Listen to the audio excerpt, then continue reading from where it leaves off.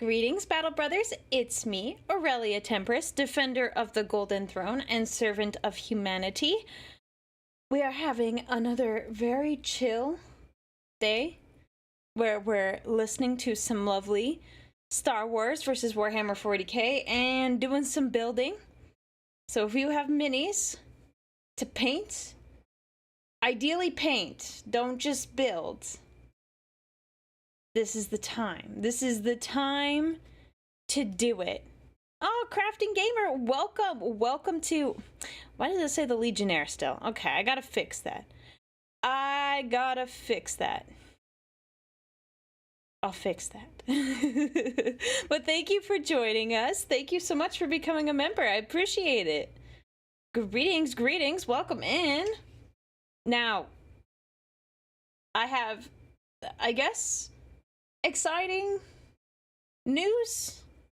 Exciting? I don't know. It's kind of weird. I'm very happy. I got my Gamer Subs package today. Discount code Aurelia. And guys, they surprised me. And they are... they gave me the next waifu cup that gets released tomorrow. I got the cup and I got something else. I don't know if I could say it, but I will hint at what it is. I'll show you the cup and your hint. Cup.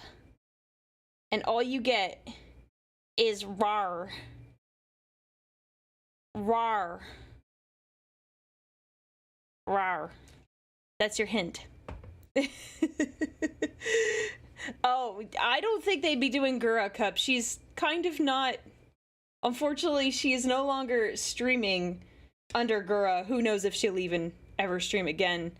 So, no, it is their regular waifu cup line.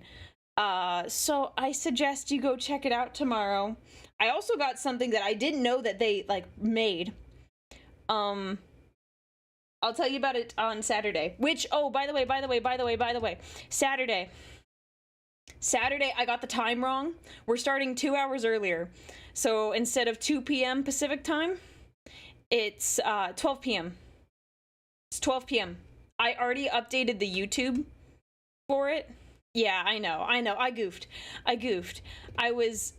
Time zones are confusing, and the group chat I was in, literally everyone was, like, refusing to, use, like, the Discord timestamps, and there's, like, a bunch of us, like, across the world, so I was like, is it this time? And, like, I never got answers. And then I was like, okay, I think it's this time, and then I got corrected afterwards. I'm like, oh, of course, it's after I release my schedule. But it's fine. It's fine. So, there you go. I saw someone comment on my tippy tappies. We're tipping and tapping. So, Gamer Subs. Go get some Gamer Subs. Because there's a... I like this cup. It's real cute. She's very cute. She's cute. I can't really describe anything more because I don't want to get in trouble. I'm trying some new flavors. So. Gamer Subs. They should hire me to sing a jingle for them. That would go so wrong. The only thing I can think of is, like, Doofenshmirtz Evil Incorporated. That's the only thing I can think of. Yes, Lumen, I got a nice, well, okay, I'll tell you a little secret. This isn't a stone table. I went to my local, like, hardware store. And you can also buy, like, tile.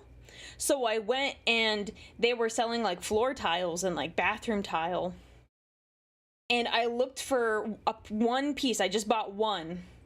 And so this is basically a floor tile that I put on top of my desk to give a nice marble Imperial Palace vibe. It makes me look fancier than I actually am. It taps nicely. Can you hear that? You mean you didn't go to the quarry and get a solid meter block of marble? Look, if I got a super chat that paid for that, I would heavily consider it. I would probably use it for something else and not a giant solid block of marble. But I'd be more convinced. The Custodes had some budget cuts? No. It's not about budget cuts, it's about efficient use of money. I am a firm believer in an efficient use of your money. Do I need to buy a big marble desk? No. I bought this for like $15, which is kind of expensive for, if you're like, imagine buying these for your house. This is probably a bathroom tile. So, you don't need too many of these, but like $15 a tile? Ugh, so expensive. Anyways, it's all about efficient use of the moolah. Gotta turn her this way so you can't see her. Don't look at her. She's too good for you. Careful what you say, Aurelia. You know there are some here who would pay for that block of marble. I didn't say I would buy the block of marble. I didn't say I would block. Wait. I didn't say I would buy the block. There we go. But, so, like, I don't think this whole tile is marble, though. Because if I look at the side, it doesn't have the same, like, it's not white on the side. I'm not picking this up to show you, because then everything's just gonna, it's just gonna go. Always nice to hear my childhood jingle. ALJ, I agree. Thank you for the super chat. Did you hear? In relationship to Phineas and Ferb, they're coming out with new episodes. Like, that show ran for about 7 years? 4 seasons, 7 years-ish. They're coming out with new episodes this summer. I forget how many, but it's like, oh, I want to say it's like at least 60 episodes. So, that's what I heard. Let's see. Oh, Dino Fan, thank you for the bits. Make sure and thank you also for resubscribing. And Jay, as well, thank you for resubscribing too. I appreciate it. Don't worry, boss, you don't need to buy the marble. Yeah. I'd rather go do something else with it. Something that goes back to you guys instead of a marble block in my house. Oh, well, you know, I could... Wait. Hold up. Hold on, wait a second. A marble block would be perfect to make a Sanguinius statue. Maybe I should reconsider this. Maybe I should reconsider this and then commission someone to make a marble statue of Sanguinius. And when people ask, I'll just say it's like the Archangel Michael or something, and they're gonna be like, wow, that's kind of cool. Am I becoming a stonemason? No, I don't think I could be nearly good at that. I'm sure I could try, but no. This is for a Sanguinius commission. I'll get a remembrancer on it. We'll write it off as a business expense. The funny thing is, I probably could get away with it. Because what I would do is, during the processes of it getting made, I would go and, like, take videos of it, and then I would turn it into a video. It's like, how I commissioned the largest, like, depending on the size, then I could be like, oh, the commission process for this marble statue that is of Sanguinius. Like, I could probably get away with it. I don't know if I could get away with just showing it on a live stream, but I think if I made a whole video about the process, I think I could.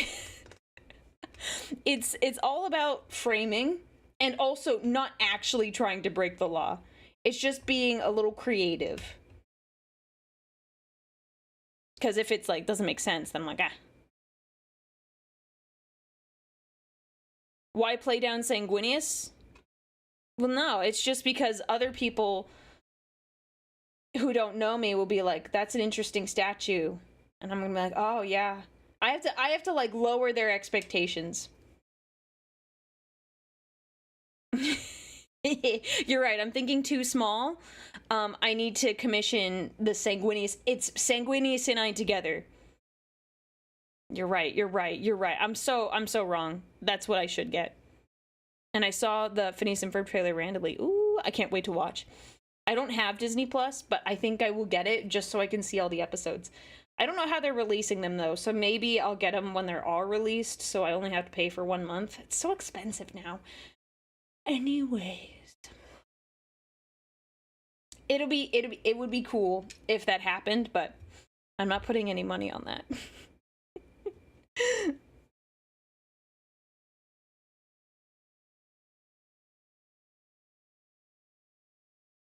Okay. Ow. Ow. What series are we gonna watch? We are gonna watch Star Wars versus Warhammer 40k. Pulling up the video. We are in the middle of it right now. We are on episode 34. 34, I think. I think it is 34. So that's what we're watching today, and while we do that, we are going to be painting and building. You guys will hopefully be painting minis. I'm gonna be building this wonderful book nook that I have, that I got given to me. Oh, Shadow, thank you so much for gifting a sub to Drenzors. Thank you very much, man. So, all right, so, let me get my headphones. Once again, go follow a fan with too much time. He's very, very cool. Very cool dude. He does all of this. None of his videos are monetized. So, 1 second. I have to fix something. There we go. None of his videos are monetized, so please go support him. Help him out, because he's cool. On top of that, there's lots of fun, like, videos. And, like, in the video, there's pictures. If you want to see the pictures in, like, full screen, you're gonna need to watch the video separately. Currently, it's really, really tiny on my screen, so you can see what I'm building and you can be part of the process on this. So, yeah. I don't have minis to paint, but I will still enjoy the stream. See? You're not limited to just minis. You can also do laundry. I was supposed to do laundry this week. I'm supposed to fold it on Monday, and now it's Thursday, and it hasn't been folded. Anyways, let me put my headphones on. Okay.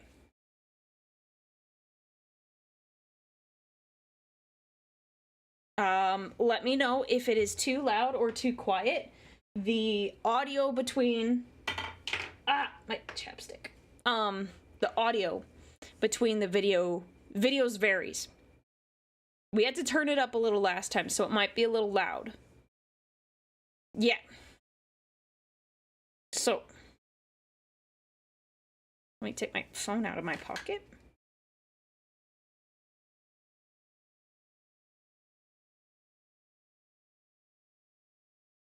Okay. We shall begin.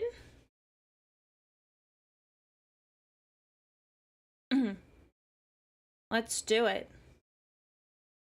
Okay, let me know if it's too loud.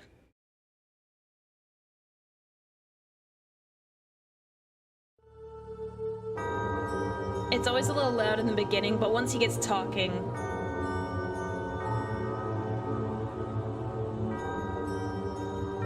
Thank you, Matt, for the bits. Sanguine Bando. Sorry, it'll be loud for a sec.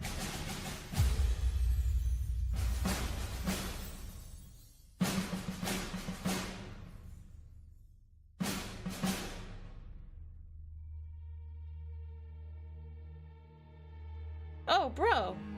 Kix, thank you so much for the bits, man.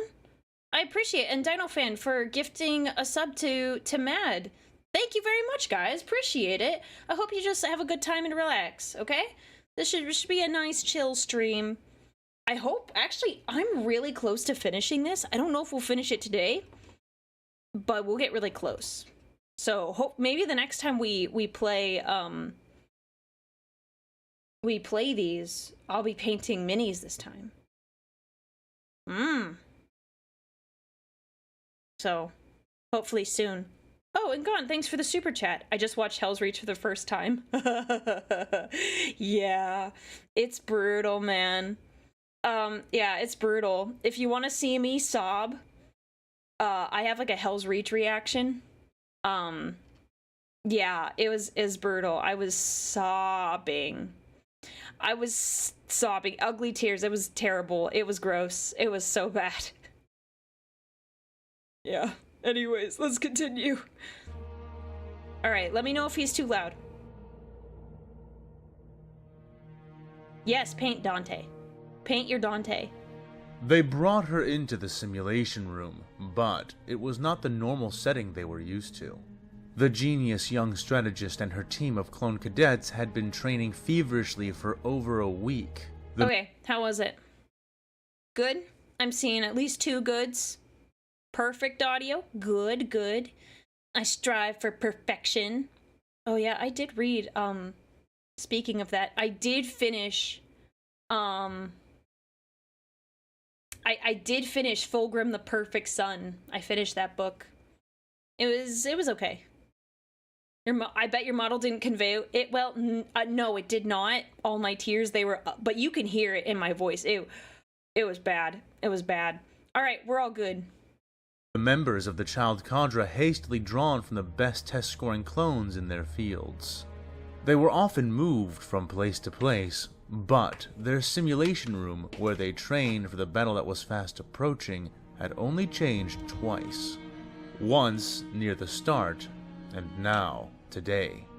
It was smaller, more compact and advanced, or so it seemed to her. Freaking Omega. The many young Omega. clones who had trained around her to aid her facilitating her purpose sat in stations all around where she was destined to stand. Each bald boy wearing interface head packages and focused on their consoles. The support stations in the previous training room had been in large, circular areas, which moved and rotated to simulate potential battlefield conditions. These were fixed, small, and sunken into the walls we need to address floor. this. How can you hate her? Okay, I have not seen the rest of the show. I think I saw the second to last season. She was such a great character. The what? What? No. Okay, let me give you my rationale as to why I do not like Omega. So here's the thing. We gotta start not with Omega. We have to go back to Ahsoka. Ahsoka was a wonderful character because you hated her in the beginning. Because she was annoying, she was a know-it-all, she was this, and that. But over time, you watched her mature and improve and get better. And it was like, she became a wonderful character. They tried to do that with Omega. They tried to do the same thing again.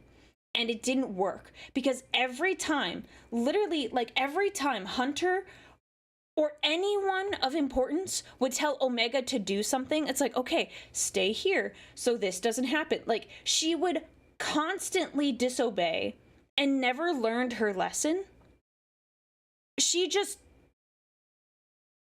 Ahsoka demurred as she got older. Omega hasn't. Yeah, and I mean, to be fair, this is a shorter time frame for Omega. It's like, what, maybe 2 years at most? Ahsoka, we've seen her over the course of like 6-7 years.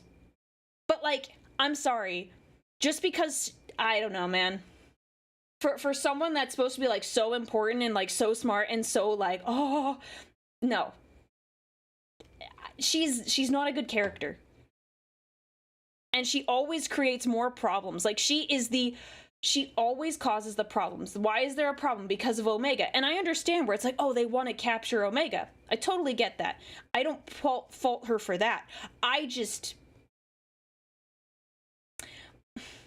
When Hunter tells her something, and at this point she can trust him and just decides not to,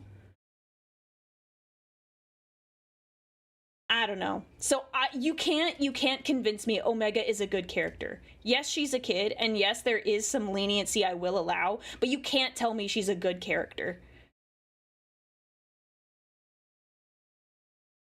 Well, it could change if you finish. I don't know, man. I saw that little cliffhanger at the end of like that second to last season, and I won't spoil it, but it was like, I'm you. And I'm like, this is so dumb. I kind of just got burnt out on it. I was like, I really liked it up until that point. I'm like, this just feels so dumb.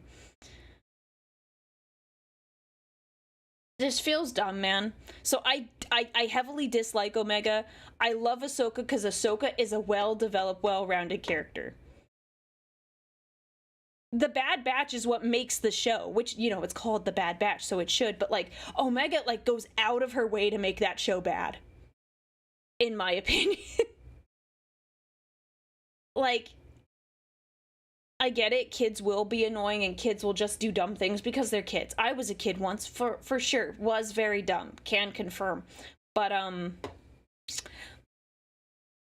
there's like an element to how much of that I can take and how much the writers should actually legitimately use the, oh, well, she's just a kid, she doesn't know any better. Like, I'm sorry. If I was her mother, which obviously she doesn't have a mom, like in the show that she's like talking to or anything, but like, oh, we'd have some words.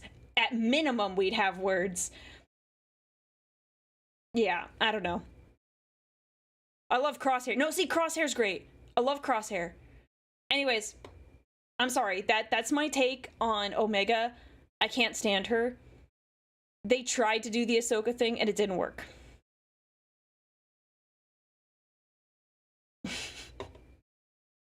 Okay, back to the story. I'm so sorry. When someone says, and you know what? When I go watch the new Phineas and Ferb episodes, I will finish The Bad Batch. I will watch that last season, and then I will come back to you. My hopes are not high, but I will finish it because I like it. Hi, I recently just found you. I hope you're having fun. Yes, I am. I'm venting about Omega from Bad Batch, but it's funny.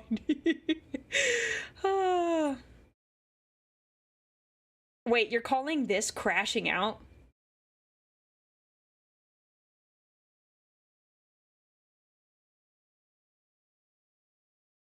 That's a very interesting way to describe this. Of the relatively cramped space, it looked serious, military, real. Military. Wiping her eyes, Omega looked up at Nala Se, a clear question held there, though her yawn smothered it somewhat. Nala Se's passive face betrayed nothing, but she began to answer the unspoken query nonetheless, not bothering to wait for Omega to draw in another breath for the obvious question. This is the special command ship we will use in the future when you are performing your duties for the Republic. It is called the Oracle, and when in service, it will allow you to directly coordinate fleet resources, just as you did in the simulator. The tall, slender alien said as she escorted the youthful, albeit sleepy clone to the entry point leading onto the command mat. Omega paused to stretch, already dressed in her proper interface command suit, which was not so different from what she normally wore. So, does that mean I'm on a real mission this time? Omega asked, both excited and nervous at the prospect, but Nala Se dampened her reaction with a shake of her head. Omega had been made to fight in tens, if not hundreds, of different Axum-oriented battle simulations. Sometimes she had larger fleets, sometimes very small ones. Sometimes she had new ships, and sometimes the ships she faced were entirely new, a scenario which had become completely routine after the third day. Achieving victory had been hard, but not impossible. However, the maneuvers and choices it had required of Omega weighed heavily on her, in spite of the fact these battles had been naught but simulations. The prospect of cruelly spending the lives of her brothers in actual combat... Let me make this clear. I love kids. I love kids. Like, is every child my favorite? No. I want to have my own kids. Like, I don't hate kids. But, like, dang. Man, look, I want kids of my own. But, like, holy cow. Omega's a clone, so she doesn't count. Look, I didn't say that. Look, I didn't say that.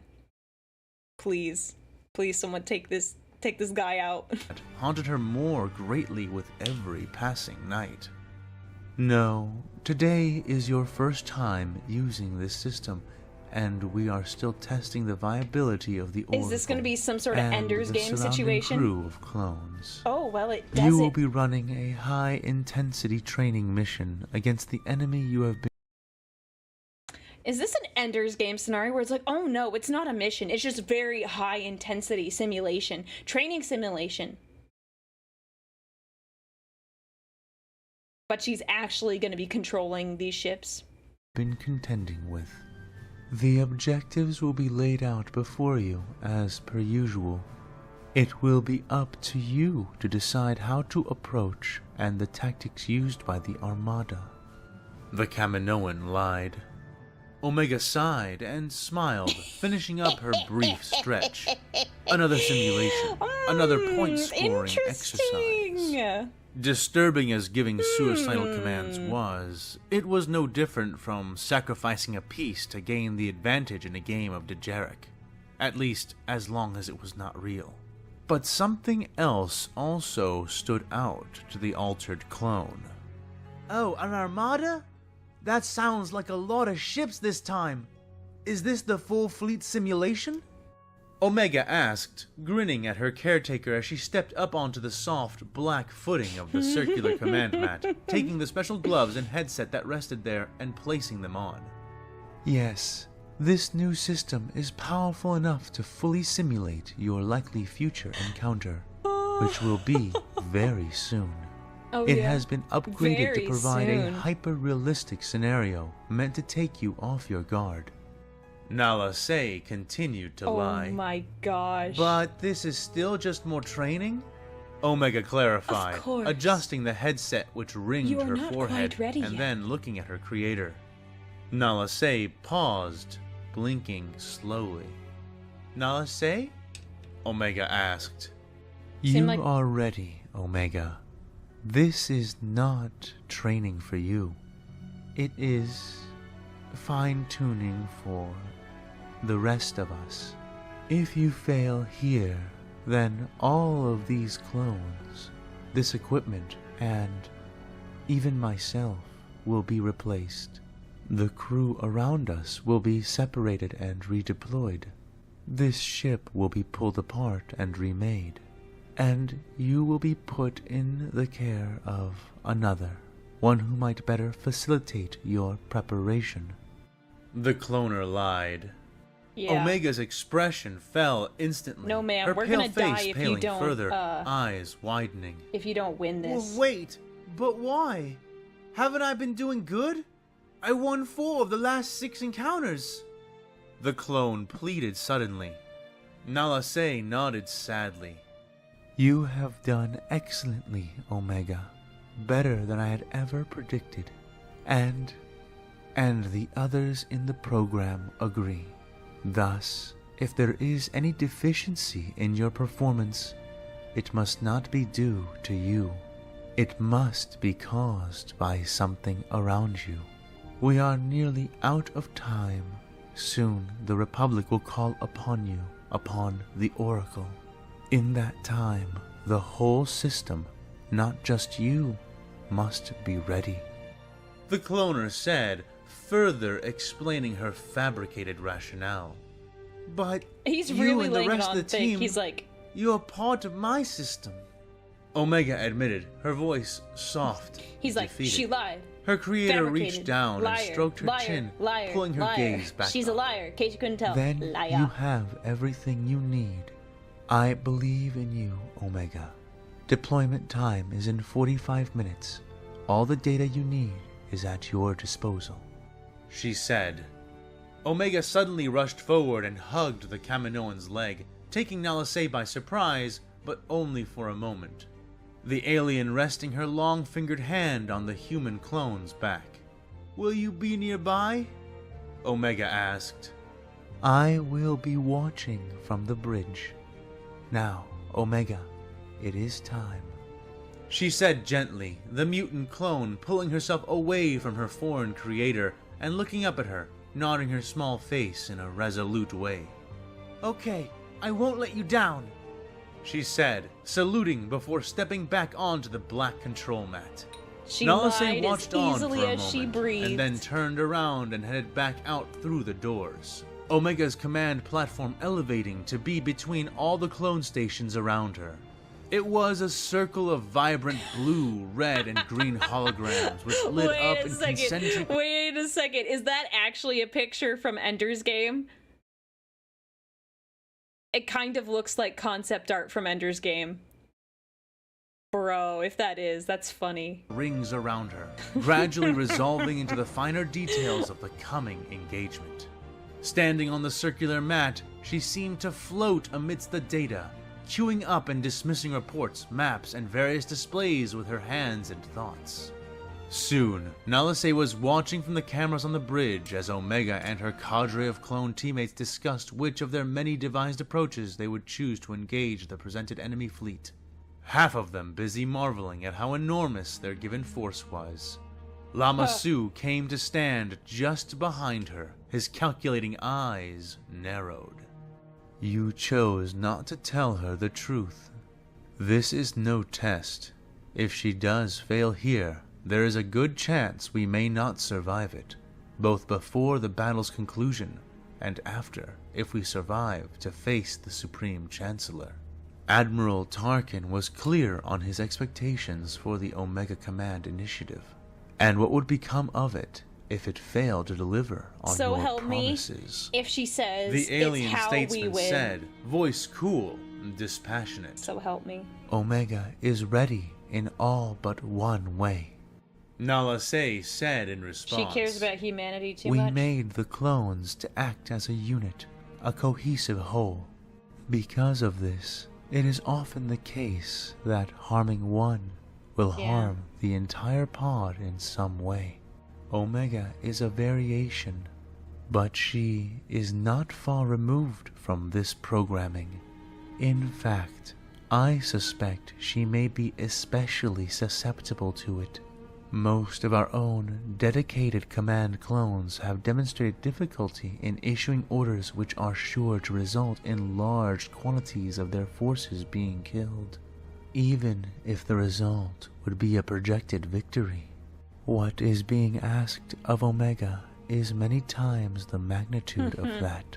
Yeah. She explained. I understand her not telling her. And you fear that if she were to know the real cost of her tactical decisions, she would be unable to perform her function? Lama Su asked. Nalase shook her head.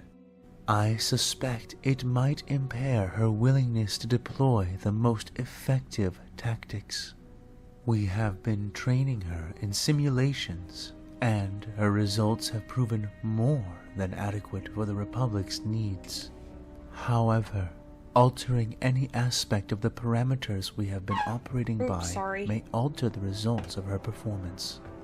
All I have done is ensure that our operational parameters remain as close to those within test conditions as is possible. The chief medical officer of Camino explained, once more lying, though not as much as before. Lama Su considered and then seemed to accept what she had told him with a gentle sway of his head. And is that why you threatened her with the removal of her system? I certainly hope the extra pressure does not alter those testing conditions too much. He said, well, looking you were up gonna and say, away let's tell from her Nalase, anyways. who shook her head in response. I felt it appropriate to invent some pressure to stand in place of the reality of the situation. She said, looking up as well, seeing through the windows on the bridge and casting her sight out across the absolutely massive Republic Armada. That stretch of winding ship steel reached beyond what even her keen eyes could process, as more and more vessels aligned themselves into the fighting ranks of the Grand Navy Palpatine had created. Those monoliths of war bathed in the many colors of the nearby sun, glorious and deadly. The clones of Kaminoan design marching and working within each vessel like the life's blood of massive beasts. An army worthy of the Supreme Chancellor of the Galactic Republic. Or rather, his new Supreme Commander, whom they were departing to retrieve. It was hard for Nala Se to imagine that the mailed fist of the Republic's might, gathered as it was, could be defeated by anything. But then again, she would have thought the same of the entire KDY defense fleet. And the President made even her cold blood chill further. But only slightly. Looking down, she refocused her attention on her creation, who grinned at the clones around her, corralling and organizing them, getting them on task. All right, settle down. I think I've got a plan. We need to get in close, right? And we can only jump into the system here, here, and here, yeah? Well, what if we split up the fleet like this and this, we came in from here? The young clone said, waving her hands in conjunction with her thoughts, where she has to and make drafting up three-dimensional displays of of plans for the others. There's no way she doesn't find out about this. That would force them to angle. No way to engage without that. But once they do, there's nothing stopping them from just lighting us up like stars at range, said another of the clones. Ah, but that's the trick. That's why we split the fleet up to jump in here and here. Once the enemy starts to angle, Omega was saying, moving the holograms into action with a push of her hand. Whoa, we'll have them right where we want them, exclaimed another one of the children.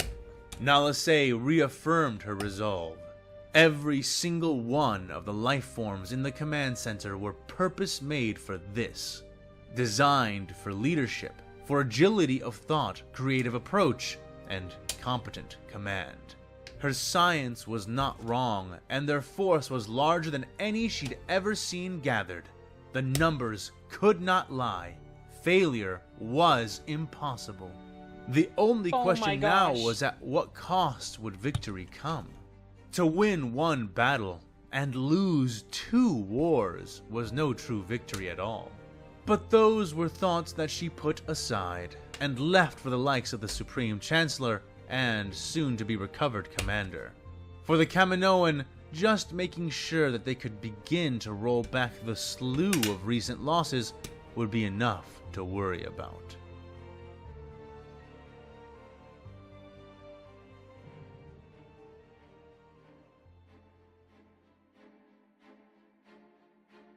There are so many.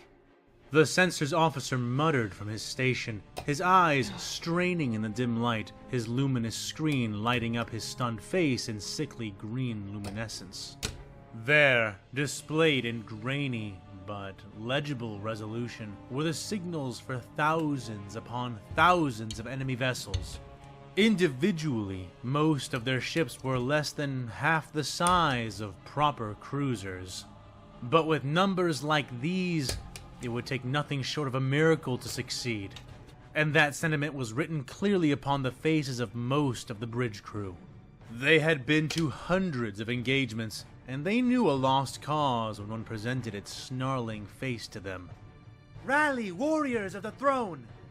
boomed the voice of Rola Senduran, Lord Admiral of Battle Fleet Zektek. This is funny. She stood in front of her command throne, thumbnail, her sheathed not naval saber thinking held we would in have both a hands void war, before her like a cane. like a void battle, its but we end are. Pressed into the steel floor, giving her posture an air of irrefutable solidity, as though she were the avatar of her own ship's implacable prow. "We are superior, for we are the Emperor's cold sword and his burning wrath. The enemy we face is numerous, but pathetic. Their weapons are weak, their range paltry compared to our own. Get me firing solutions on those approaching ships. I want to start pelting them well before they come into the proper combat zone." She ordered, the room moving at her command, even as she continued. "Make ready the Godsbane lances, arm the Nova cannons, and prepare to fire," the Lord Admiral demanded. "Lord Admiral, we cannot attain firing arcs on the enemy," reported one of the gunnery officers. "Their ships are clustering and sheltering in the shadows of various stellar objects, including several of the system's planets and asteroid fields."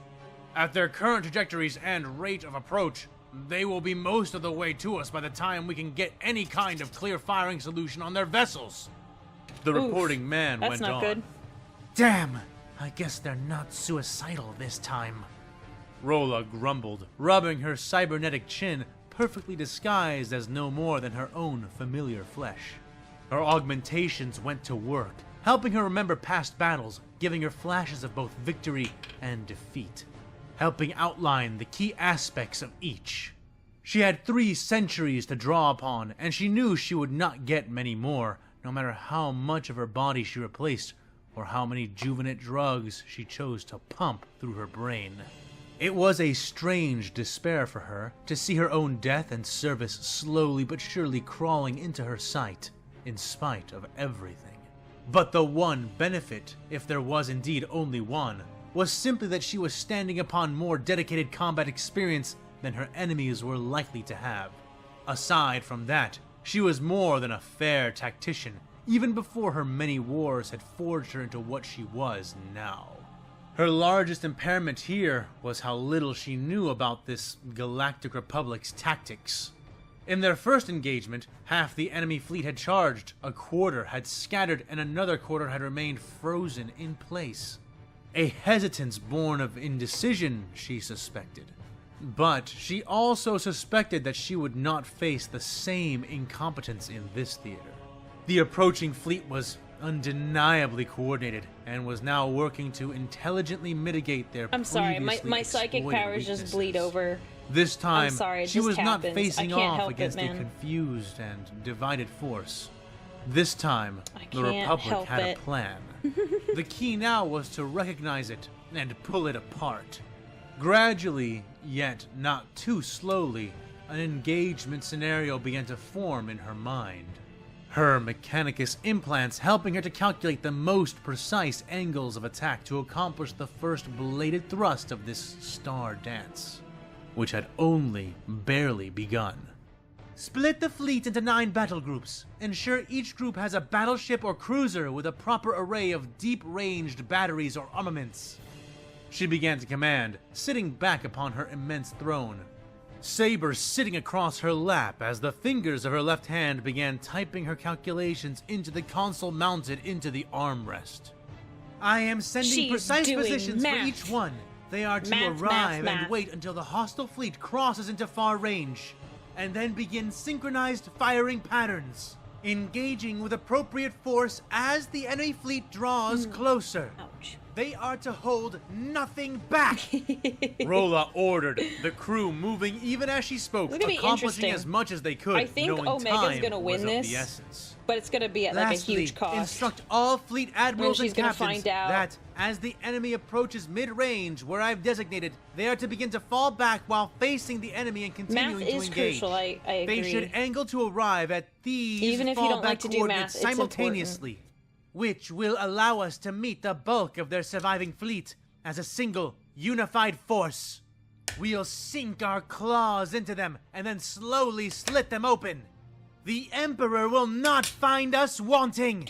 Yeah. With those words spoken, the commands went out, the vast yet limited Imperial battle fleet beginning to part and separate as they were bid to. All the while, the silver nebula that was the massive Republic fleet churned and sorted itself, approaching from behind the shelter of comets, asteroids, and planets, all moving by the hand of the Dark Lord's latest prize. Soon, the stalwart pillars of Imperial power would be pressed against the bladed mind Palpatine had purchased. The old would now face the young. Experience would test genius. Wrath would be tempted by play. And sordid sin would face cruel innocence. And the distant gods would laugh all the while. Their hungering voices expressed in the gathering rage, the stirring of ambition, the knowledge of death, and the Warhammer guys are gonna beat up the Star Wars people. Great atrocities, both shrieking from the near past and rearing from the coming future, which were yet to be. The final moments of the drama at Axum were about to commence.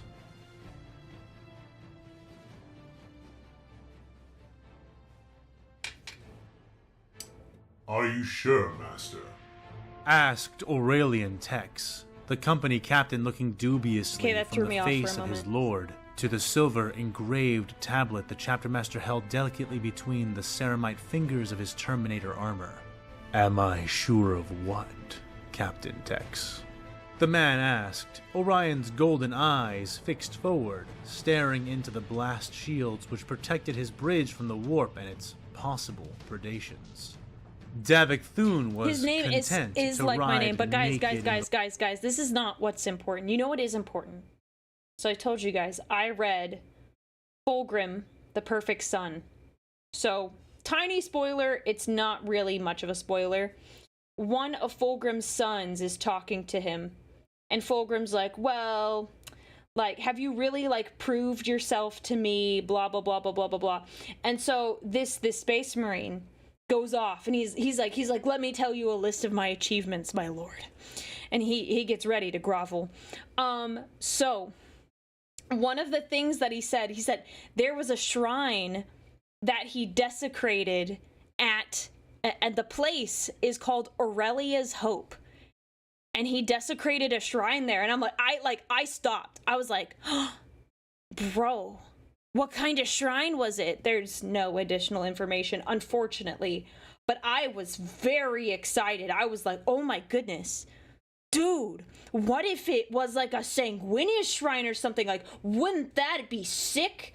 But we didn't get any more information on it. But I definitely stopped and I was like, huh? So yeah.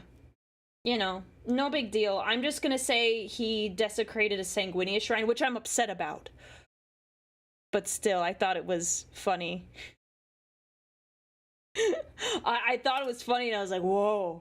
Was that deliberate? Oh, I have no idea. I don't know Jude Reed, the author of the book, or anything, and I don't even think he knows me.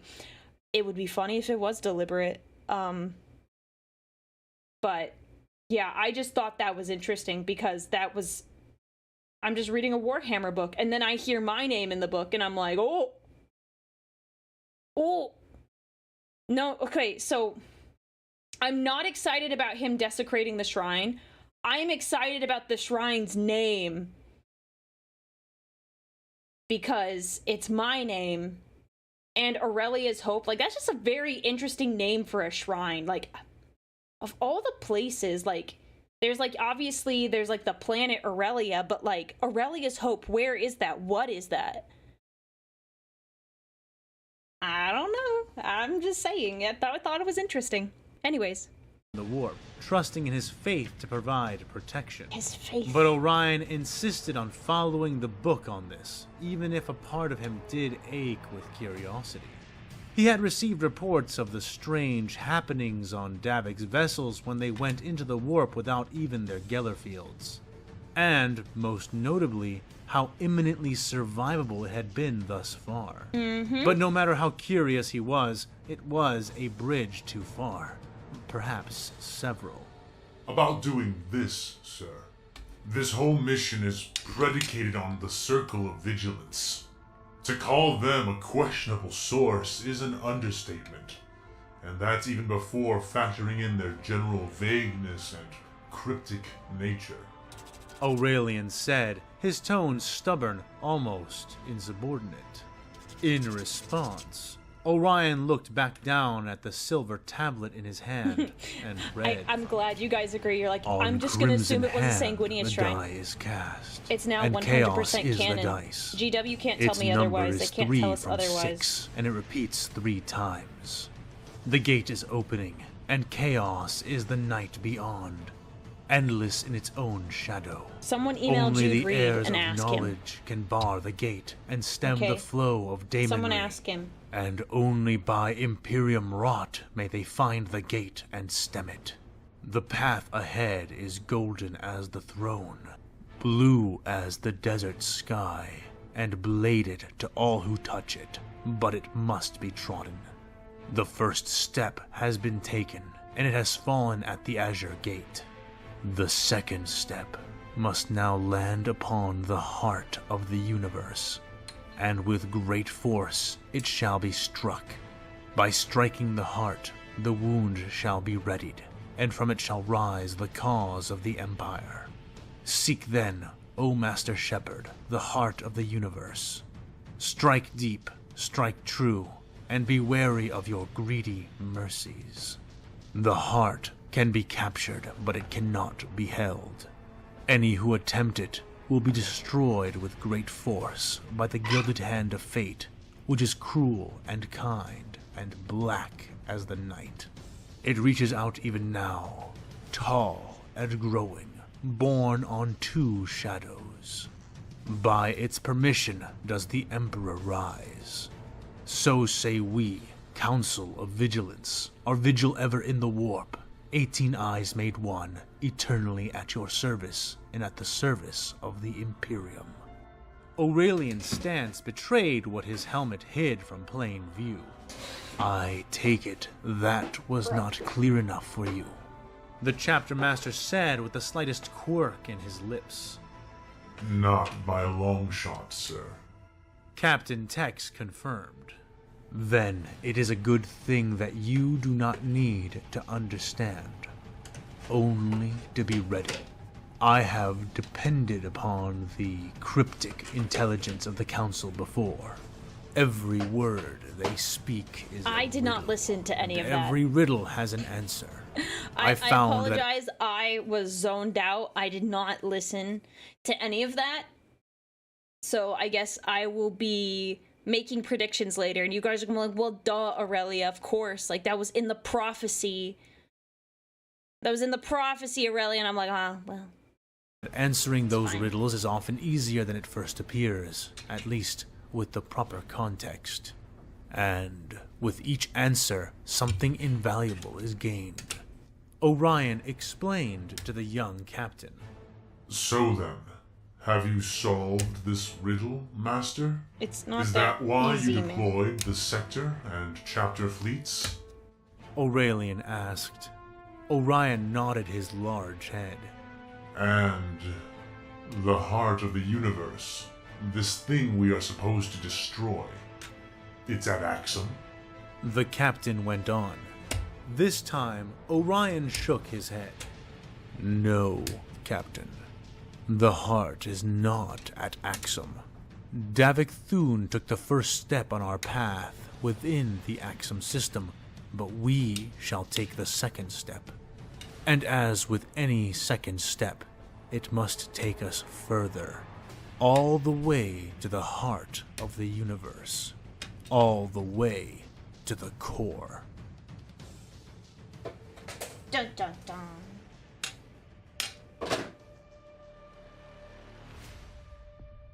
Interesting. They divided themselves up into 9 fleet groupings. That's 3 more than I had hoped they would, said Omega, standing within the globe of holographic tactical displays, the enemy highlighted in red, the Axum system painted in 3-dimensional detail all around her.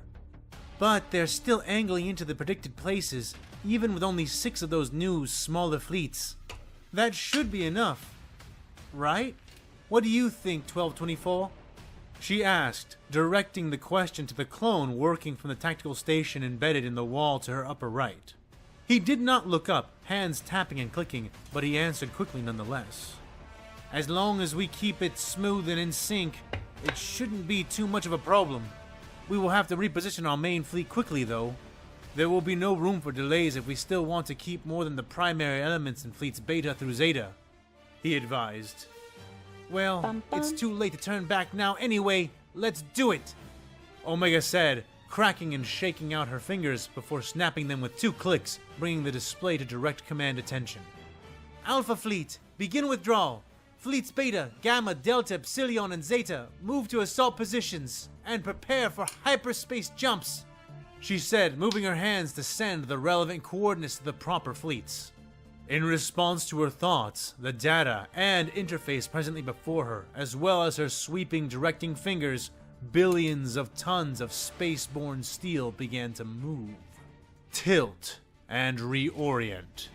The primary in-system fleet pulled itself to a halt about 1,000 meters short of the predicted distance engagement range of the Imperial ships, and began to turn.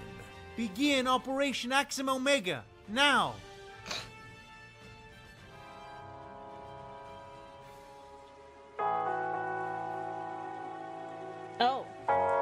intermission time. We can... How long is the intermission?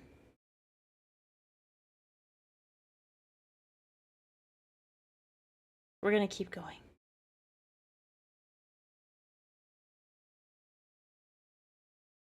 I might use the intermission on, like, the next one. 40 seconds until the Republic fleet reaches the outermost engagement range. All applicable weapons are aimed and ready to fire, reported the thickly set weapons officer, who turned and added a brisk salute with his words. Rolla nodded absently at him, her eyes trained on the updating hololithic display which was being presented before her command throne. The Republic vessels were advancing from a very specific approach, but in spite of that, it had taken her only seconds to calculate the best angles to move her battle groups to in order to catch the incoming Republic ships in what would become a lethal crossfire. Everything was going as she had predicted, at least so far. So why did something feel off? Why did she have the sense that something was missing? Something which should have been in plain sight. From where was her unease coming from? Was there a hidden danger right before her eyes? Perhaps a traitor in their midst? She looked away from the floating displays of holographic green light, eyes cutting across the deck, moving over the backs, shoulders, and faces of her bridge crew. She sought viciously for anyone who was not meant to be there, for any break in normality or otherwise suspicious behavior. Rolla scanned once, then twice, and on the third time realized that there was nothing there to see. 30 seconds to range! The weapons officer called out, now facing his station and looking down into it intently. The bridge space was an ordered, if dark, cavern of steel, adamantium, and ancient technology. Her various officers sat or stood at their stations, most augmented in some way, either to patch an injury sustained in their long careers, or to increase a capacity they had come to rely upon.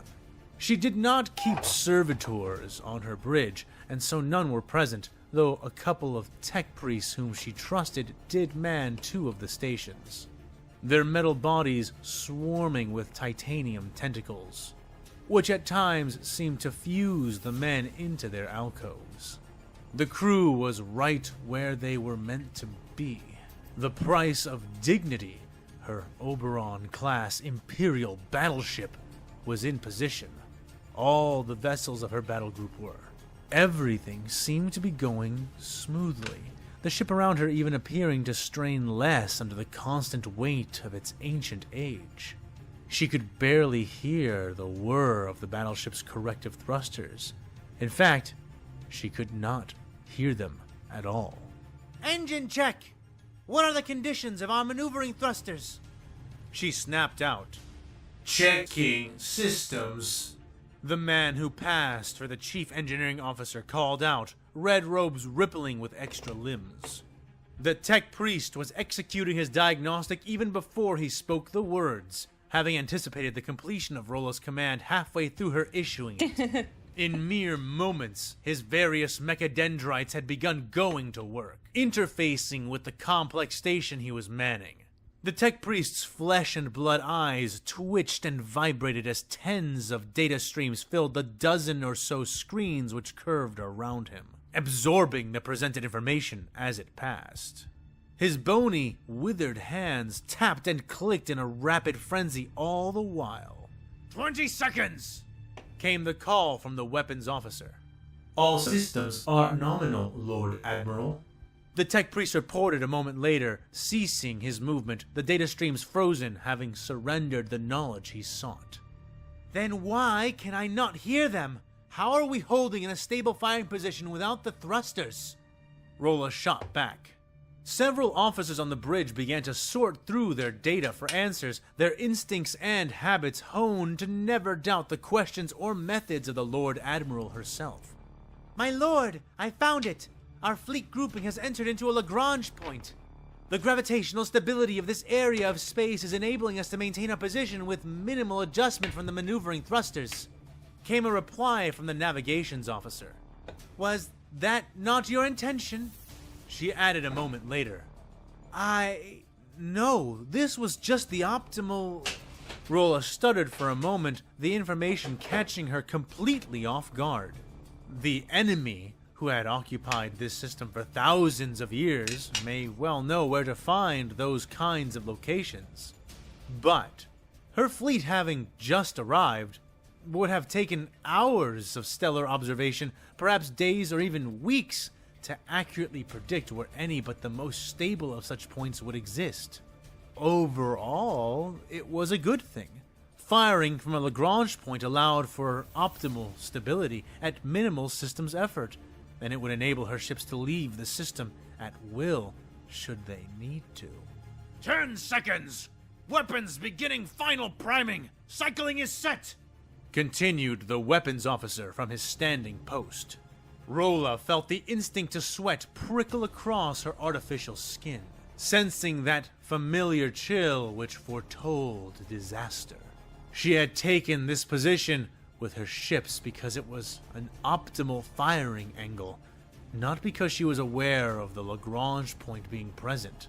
Her half-mechanical mind had given her the most logical locations to attack from to maximize the range and accuracy of her vessels. She's like, we're in a while simulation. Moving them a minimal distance from where they had begun. Falling into a place of relative gravitational stability was just a happy accident. Or was it? Fleet Vox, send an information request out immediately. The Lord Admiral ordered. Aye, ma'am. Your orders.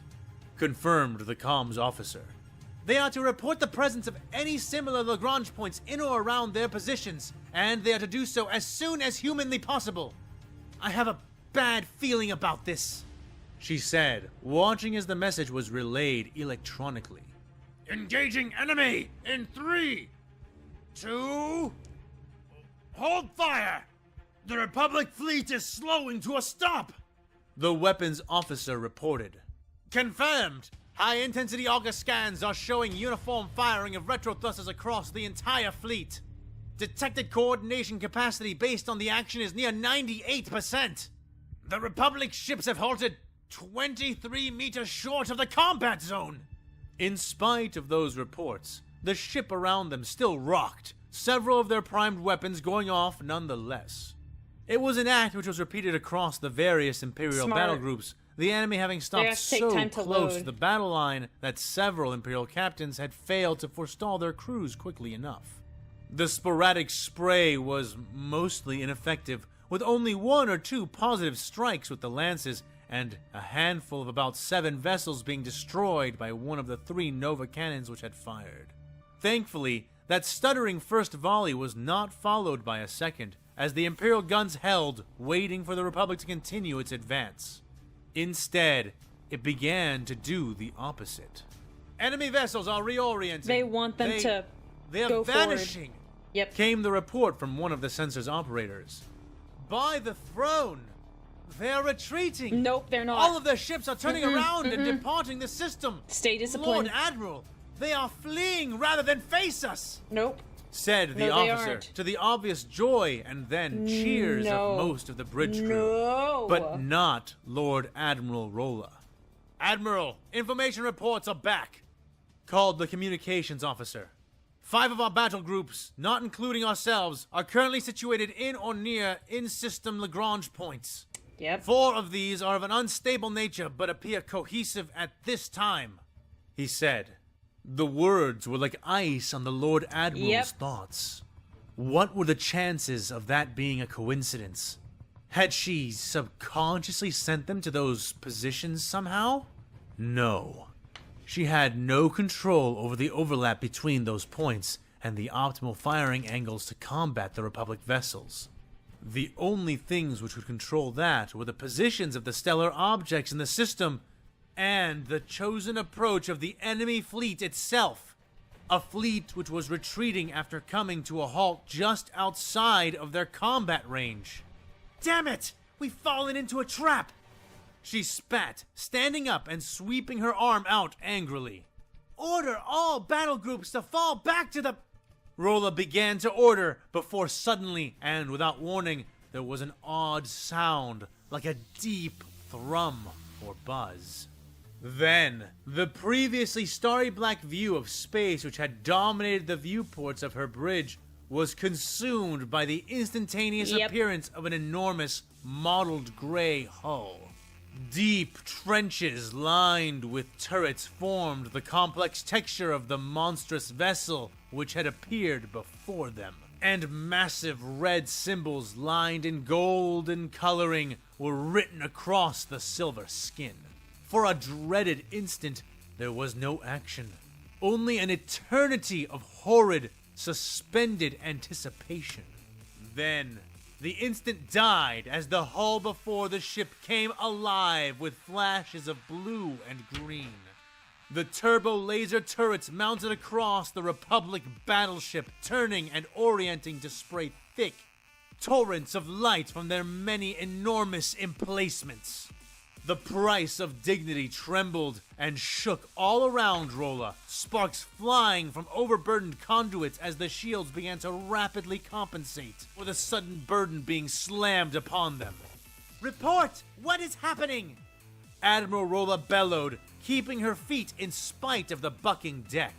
The sensor's operator screamed as his console released a torrent of roasting electricity, his still writhing body hauled out of the way by the man beside him. That same man replaced the now former officer, who lay trembling and waiting on the ground for the Medicaid workers, who soon entered the bridge and pulled him out. The new sensors operator stuttered for a moment as he stared down into the smarking, recovering instrumentation, before clearing his throat to report what he saw. "Enemy fleet groupings have emerged all across the system. By the throne, they've poured it in! Right on top of us! Of course!" Rolla finished for him. "Which battle groups are not currently engaged?" she demanded. "Battle groups 3, 9, and 6 are currently still in position and unaffected by the enemy ambush. By the burning throne, Lord Admiral, that Republic battleship in front of us is 8 kilometers long! It's a big It's as large as the Dignity and almost twice as wide!" The officer answered. Big boy. "I can see that. Are there any more like it?" Rolla shot back. "Yes, 3 more like it. All with those Republic glyphs written across them. They are all in different parts of the ambush, so this is the only one we are currently facing," the man said. "Good. Get an autotrans working on those glyphs. I want to know what they say, if they say anything at all. Order fleets 3, 6, and 9 to converge and liberate fleets 8, 7, 5, 4, 2, and 1 in that order. They will gather strength as they go. Leave no Republic ship standing and tell them to make haste. That main fleet may have retreated for now, but it's only a matter of time before they circle around and come back to finish us from a different approach. We must be ready," the Lord Admiral of Battlefleet Zektek ordered. "Orders are sent, but Lord Admiral, we are Battle Group 1. Why are we being rescued last?" the comms officer dared to ask. Rolla turned You don't wanna towards know. him, her face contorted into a predator's bristling grin. She whipped out her naval saber, kicking the sheath from the blade and allowing the finely honed sword to glare with reflected green light as she scythed it through the hololith before her. Why Her would you nearly do that? crazed expression Ma'am? bore luminous markings created by Ma'am, the you reflecting crazy. broken emerald light as she aimed the saber towards the gray hull which blocked her view. "Because the other battle groups do not have my ship to defend themselves with. The enemy may be vast, but their vastness is nothing compared to the teeth of my Emperor's Oberon. Tell the astropaths to stop their singing and begin their screaming. Scramble all wings of bombers Okay, and that was kind fighters. of a cool line, though. All assets are now at war. Hold nothing back," she proclaimed. "From choir and navigator to cannon and prow, spare them nothing. By the time our rescue comes, we will have ensured that we do not need it. To battle, warriors of the Emperor! To war!" Their Lord Admiral commanded, her crew saluting and shouting obeisance to her will and getting to work. "Ma'am, the autotrans is back. The communications officer reported. "And what does it say?" she asked, still standing, eyes fixed on the vessel before her. "It reads, the Pride of the Core. It appears to be the name of the ship." Rolla allowed her disturbing grin to widen into a frenzied smile. The enemy sent their pride against her, sought to smother her under cunning, numbers, and their newly revealed weapons. The fools failed to realize that the Grox fights twice as hard when its back is against the wall, and thrice as hard when openly challenged. And she was far more lethal than a Grox. Then let us see if their pride can overcome the price of dignity. They will regret closing this distance with us, but they will not feel their regret or anything else for much longer. Fire the engines! Brace the crew! Give me ramming speed! She's a little crazy. Kuat of Kuat watched the proceedings from his command chair in the center of the bridge. His eyes narrowed in cold affirmation of what he had already known all along. Kuat was supreme, and when its engineering might was fully brought to bear, even the petty constraints of the Ruusan Reformation could not hold them back. His family, his firm, and his very planet were every bit as dominant as the names he took to be his own. His loyal feelings purred in his lap, blissfully unaware of the carnage raging all around them. His fleet was 4 times the size of that which was presented by the Imperial interlopers, and was led by his own Mandator II dreadnought, the Pride of the Core. Already, the Imperials were suffering casualties as his fleet followed the instructions given by Palpatine's newest instrument. Just as predicted, the outsider ships began to fire mostly at his own pointedly massive vessel, which drew attention away from his smaller, more fragile ships, which even then were making use of focus fire tactics to whittle down the fanatic vessels. This was a role the Pride was pointedly designed to excel at. Even stretching the limits of the law as much as he could, Kuat of Kuat had only been able to arm his enormous ship with so many turbo-laser batteries, which left it with an inordinate amount of excess power. Power he had ensured would not go to waste. While it was true that the enormous Mandator packed far more firepower than any other Republic warship, its purest strength lay in its shields. Humming powerfully, resonating throughout the ship, Kuat of Kuat could feel it as surely as he could feel the heartbeat of his beloved pet. The shields on the Pride of the Core were worthy of defending a planet, and the various solid and energy weapons the Imperial vessels sent at his ship were deflected harmlessly into space by the absolute might of his Mandator II class dreadnought. And then he saw something which made his own heart quicken. A breath escaping past his lips, hissing out in sudden, exasperated surprise. The largest vessel in the enemy fleet group which he was engaging had finished orienting itself, shifting and sliding its massive bulk through space on rapidly firing maneuvering thrusters. Yet, instead of doing so in a way which allowed it to rain down with its main broadside-mounted guns, as Kuat of Kuat had expected it would, it had instead aimed its prow directly towards the center of his own beloved warship. Just as he began to give credence to his suspicions concerning their flagship's intentions, the mountainous Imperial battleship confirmed them, its engines flaring to life as it made to ram through them from above. Ramming speed! Evade that vessel! He called out from his center position. Unable to comply. Our ship won't be agile enough to achieve the evasion at this distance. The human helmsman reported. Full power is being funneled into the shields. Droned the shield operator, a brilliant woman who hailed from Arthuria. Her name was Selimi. and she had been no small help in designing the exquisite shield systems which enshrouded their ship.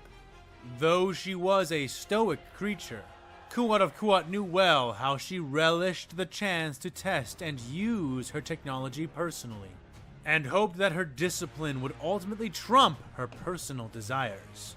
She sat at her special station, manipulating the controls and making the energetic skin around the pride of the core flash and flare brightly. Moments later, the wedged prow of the brutal enemy ship collided with the shields, jarring the entire Mandator and pushing it out of formation. The lights flickered and consoles sparked, the visible bubble of protection bending and warping against the biting, glowing hull of the Imperial vessel. Drawing power from weapons to shields, Selimi said a moment later, her voice still neutral and calm as her hands went about maneuvering her dials and deactivating most of the turbo lasers across the ship. In response, the blue skin around the ship strengthened, and Kuat of Kuat's sighed as the pride of the core began to stabilize. Happy birthday, more, Ryan. I hope you had a good one. Holding fast against the Yesterday? brutality Right? of the outsiders' chosen tactics. Wednesday. Barbarians. He scoffed in spite of the small surge of fear their sudden attack had inspired within him. The master of the Kuat family knew well the value of brute strength and power, but the way these Imperials wielded it was savage in the extreme. Still, though he would never admit so out loud, he did find certain aspects of their design philosophy to be genuinely interesting, even inspired. The caliber and variety of weapons the Imperials deployed were outrageously effective, and seeing them perform their deadly tasks in person was almost enough to dispel his loathing towards the man who had forced him to be here. Almost. His father. The thought of the Supreme Chancellor soured the taste in Kuat of Kuat's mouth instantly. At first, the man had seemed like a sure ally, a loyal customer, maybe even a friend. But after 4 years of the Clone Wars, and countless instances of nationalization of legitimate private industry, Kuat of Kuat had come to see Palpatine for what he really was. The Codger was a blossoming despot, eager to consume and possess everything he could reach, ever watchful for any opportunity he had to take what was not yet his. And this entire battle, Kuat of Kuat knew too well, was just another step in that man's plan for domination. Why else would he have come to the battle himself? Why oversee the liberation of Axum personally? The Supreme Chancellor was, yet again, positioning himself to be seen as the hero of the galaxy. Palpatine would never be a the friend. He's a savior politician. of the people. But when he did, he would not be alone. Thus why Kuat of Kuat had agreed to allow his vaunted mandators to be used in this battle. The core was threatened, and its liberators would be carried on the backs of vessels made in the images rendered by Kuat Drive Yards. When the battle was retold after this, the people of the galaxy would speak the names of the heroes and their ships in hushed and revered voices. And among them would stand Kuat of Kuat and the pride of the core, predominant even over Palpatine and his newly named prosecutor. Without warning, a sudden pain drew him from his thoughts, and he winced in his chair. "Ow! Ow, ow! QB, stop that!" The Lord of Kuat said, trying to shove his feelings out of his lap, the creature suddenly stinging him with its many claws. The beast yowled and growled at its master, and, despite his pushing, only sank its claws more deeply into Kuat of Kuat's ornate uniform, drawing blood from the self-titled technician as it slowly, jerkily turned to face him. But what Kuat of Kuat saw when he looked down into the small, furry face of his erstwhile companion was nothing he recognized. The creature's mouth frothing and bloody, the white of its scleras filling with red, its rapidly, asymmetrically blinking eyes appearing rabid and human. Screaming in sudden terror, there it is. Kuat of Kuat barely managed to intercept his maddened pet just as it leapt for his throat. Dude. Swiping the animal out of the air and throwing it away from his central command chair. The creature landed heavily, having none of its traditional balance, instead flopping and spasming on the floor, seizing out of control. It was only then that the chosen child of House Kuat noticed the chaos slowly devouring his bridge. One of the command officers froze at his station, his hands hovering still over his controls, twitching his head once before suddenly falling over, completely limp and bleeding from his eyes and nose. Two others, members of ship security, folded in the same way, suffering spontaneous aneurysms. Kuat of Kuat barely understood what was happening, but clearly they were somehow under attack. He pressed himself against the back of his chair, hands fumbling with one of his coat pockets as he produced a pill case, which he flipped open. Inside were portable medications for radiation poisoning, general airborne toxins and plagues, lethal proteins, and even a vial of antidote for the blue shadow virus. He dislodged most of the pills into his palm and choked them down hastily, having no idea from what vector this death was coming, but gratified to see he was not the only one surviving it. However, though most of those around him did not die from the effects of whatever it was which had attacked them, that did not mean that death was the only thing they had to fear.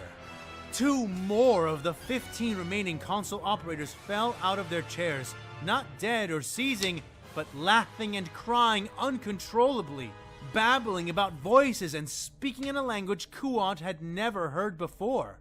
One of his 3 personal guards, who stood just behind his throne, stomped forward, drawing his blaster pistol and brutally executing the 2 laughing men, each shot drawing an involuntary twitch from Kuat of Kuat. Oh no. But the man did not stop there, pausing for only a moment after he shot the second laughing man before raising his aim and shooting 5 more crewmen who were working at their stations, vacating their skulls of their contents with the superheated plasma of his weapon.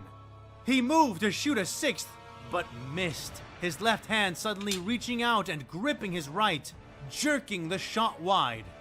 By then, the other 2 members of his personal security had reacted, blasting the rogue guard with stunning shots, the wide circles zapping and knocking the crazed man unconscious. What is happening? They knocked him unconscious. Somebody tell me what is happening! If you get into a situation in the Warhammer universe, you're dying. You're dying in that circumstance.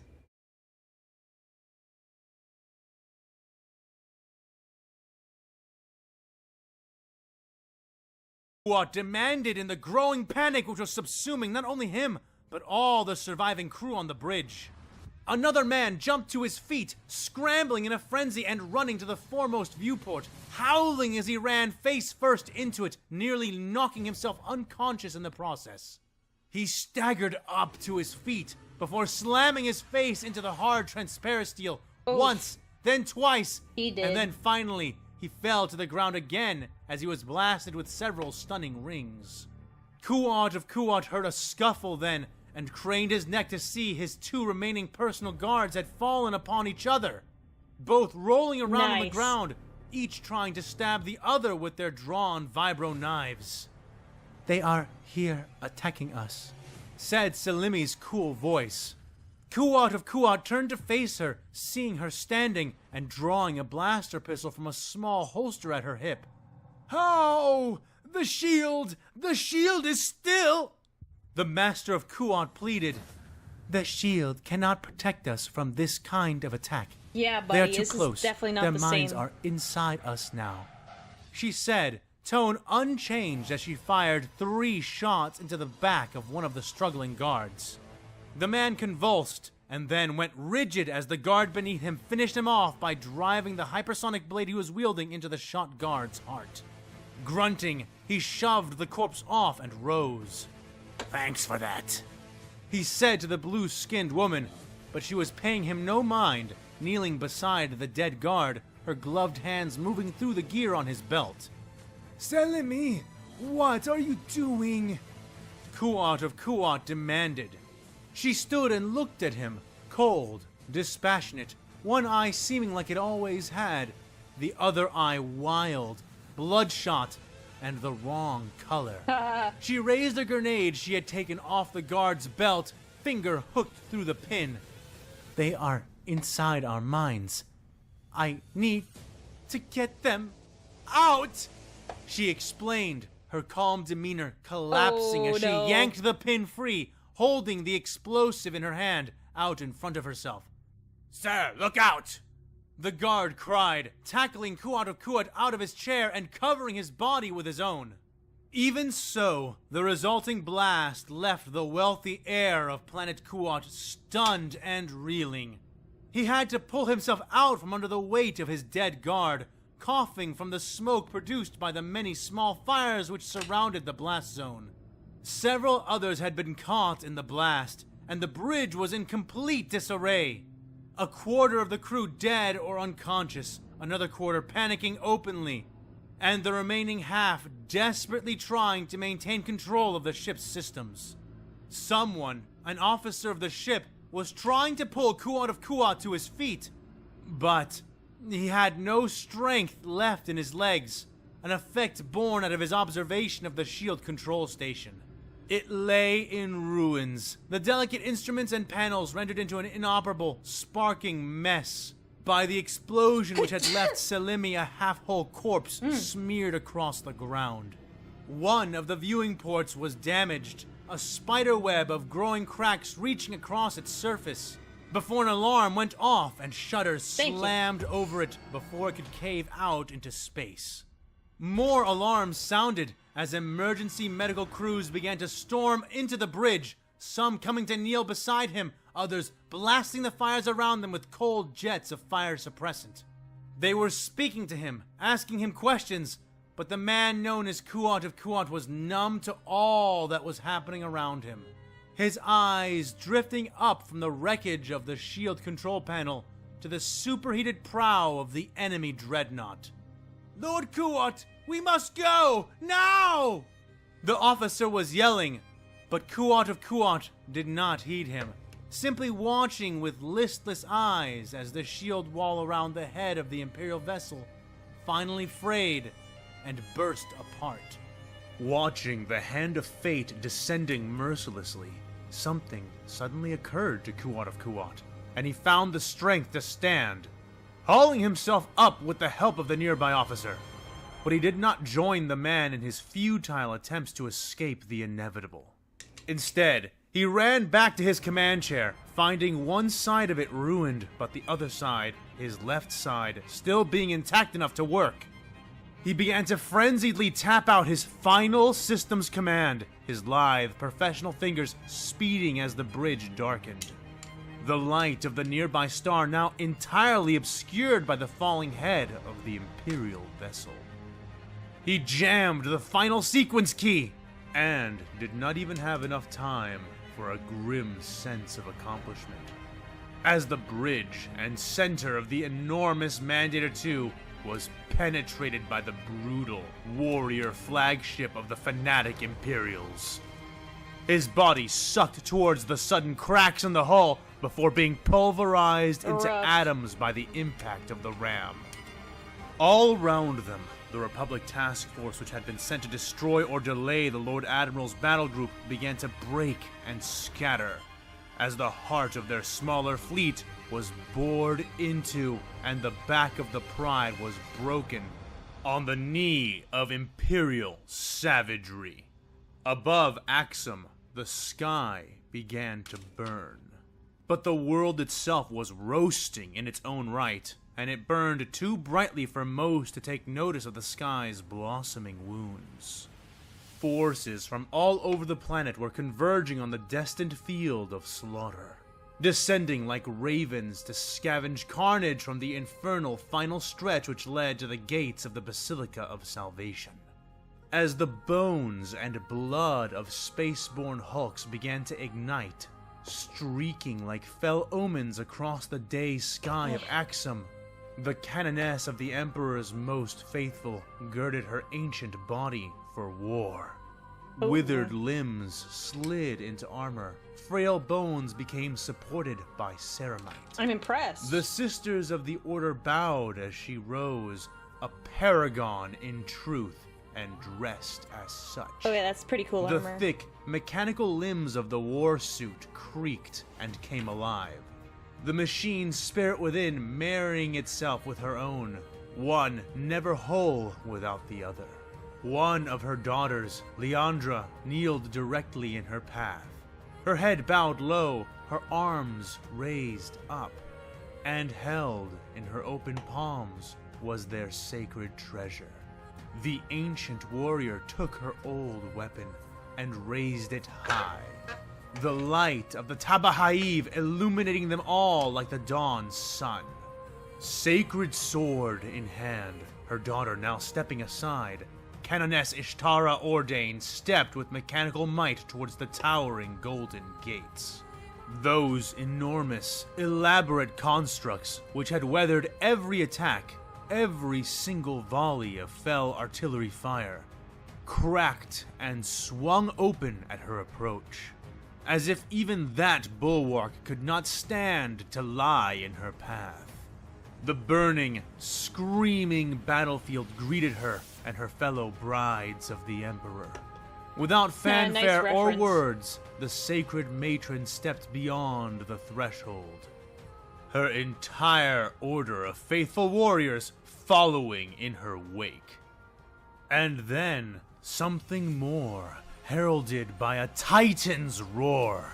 Some sisters spun to look, others even dove for cover, but Ishtara's faith was unyielding and her charge was unbroken.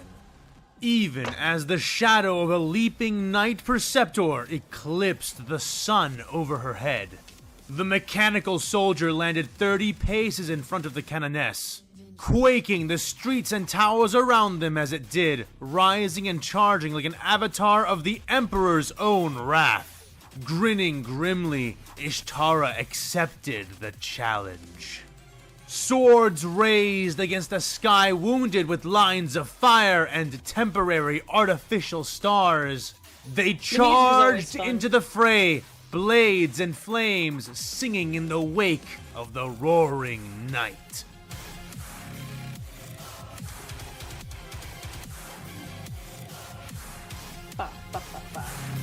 One second. There we go. Next one. It's getting ready.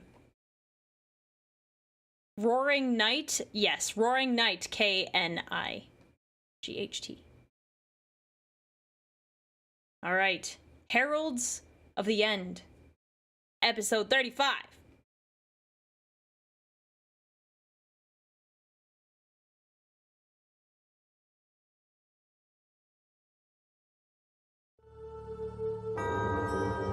Let me know if his volume needs to get adjusted.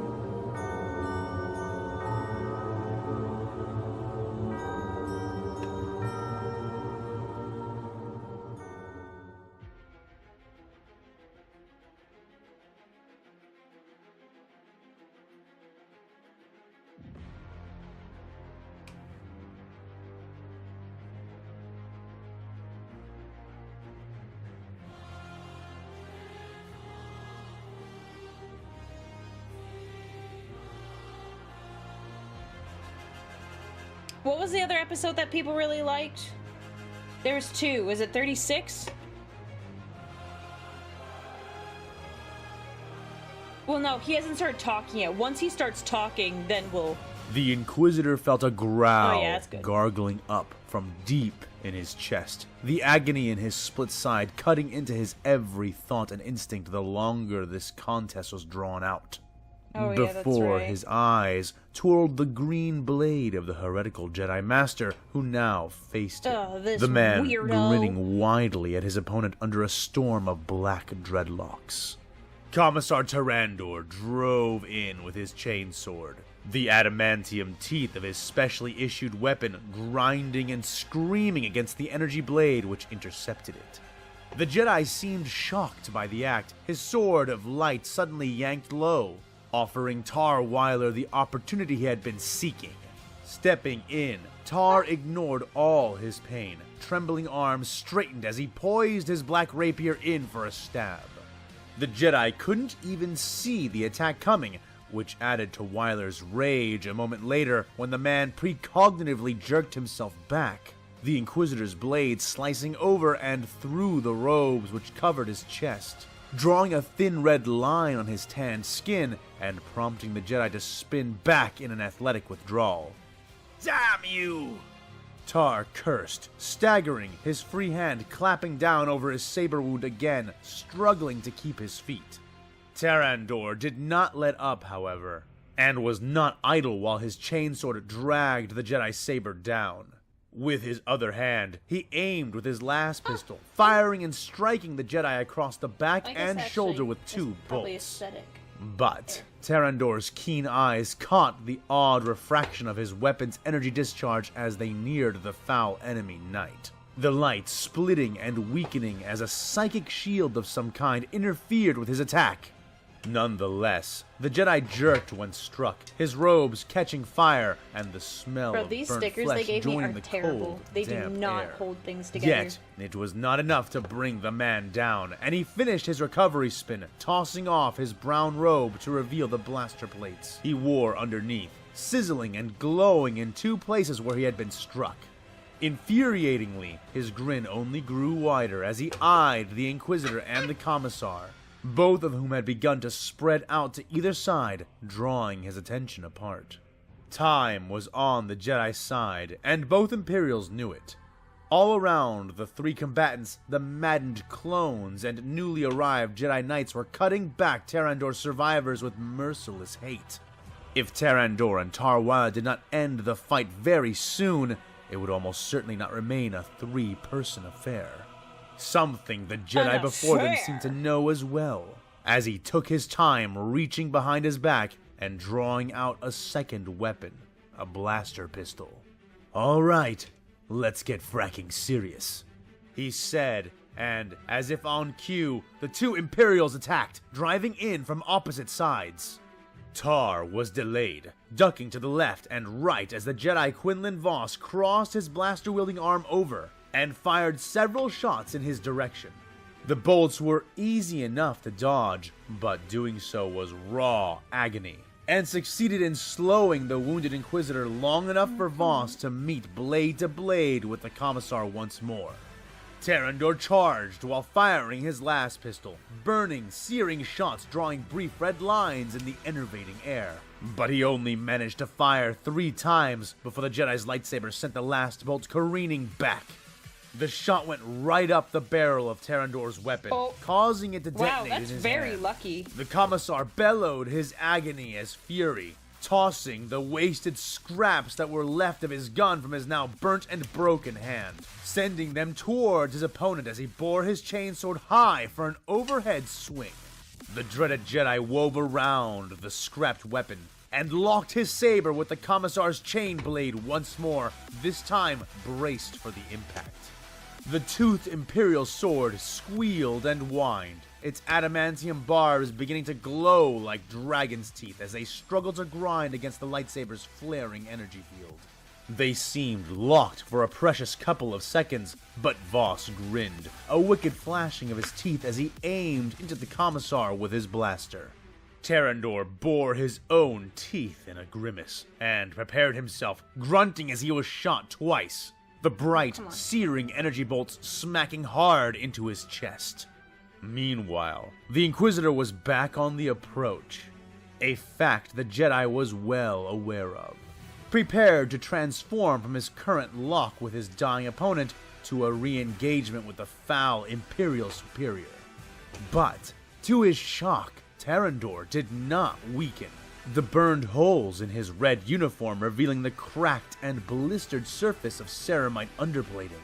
The Jedi scowled, making to shoot him again, but was forced to abandon the act and fire in the other direction, in a last attempt to drive the Inquisitor off again. The black-cloaked Imperial shivered through the air like a phantom, ducking and dodging the shots his enemy sent, even as blood dripped from between his shark-like teeth. Voss was barely able to keep him at bay, taking careful shots, the only trying thing that I to think wear him that down, the Inquisitor has in his favor is that he's a psyker mistake. himself. But he's in kind doing of that, beat up. he I don't made a imagine mistake him of winning his this own, fight. focusing too much on Tarweiler's encroaching form and not on the Commissar, who was still locked behind his the saber's bolt around, blade. I was like, wait a sec, Terrandor that doesn't grit feel his right. teeth, lifted a leg, and kicked hard into the inside calf of the man he was contending with. Dropping Voss to one knee all of a sudden, the Jedi nearly meeting his end then and there. He was almost caught by the back end of his own blade and the descending teeth of the Commissar's chainsword, using the Force and his own martial might to hold both blades above his head with one arm, as he took less accurate shots at the Inquisitor.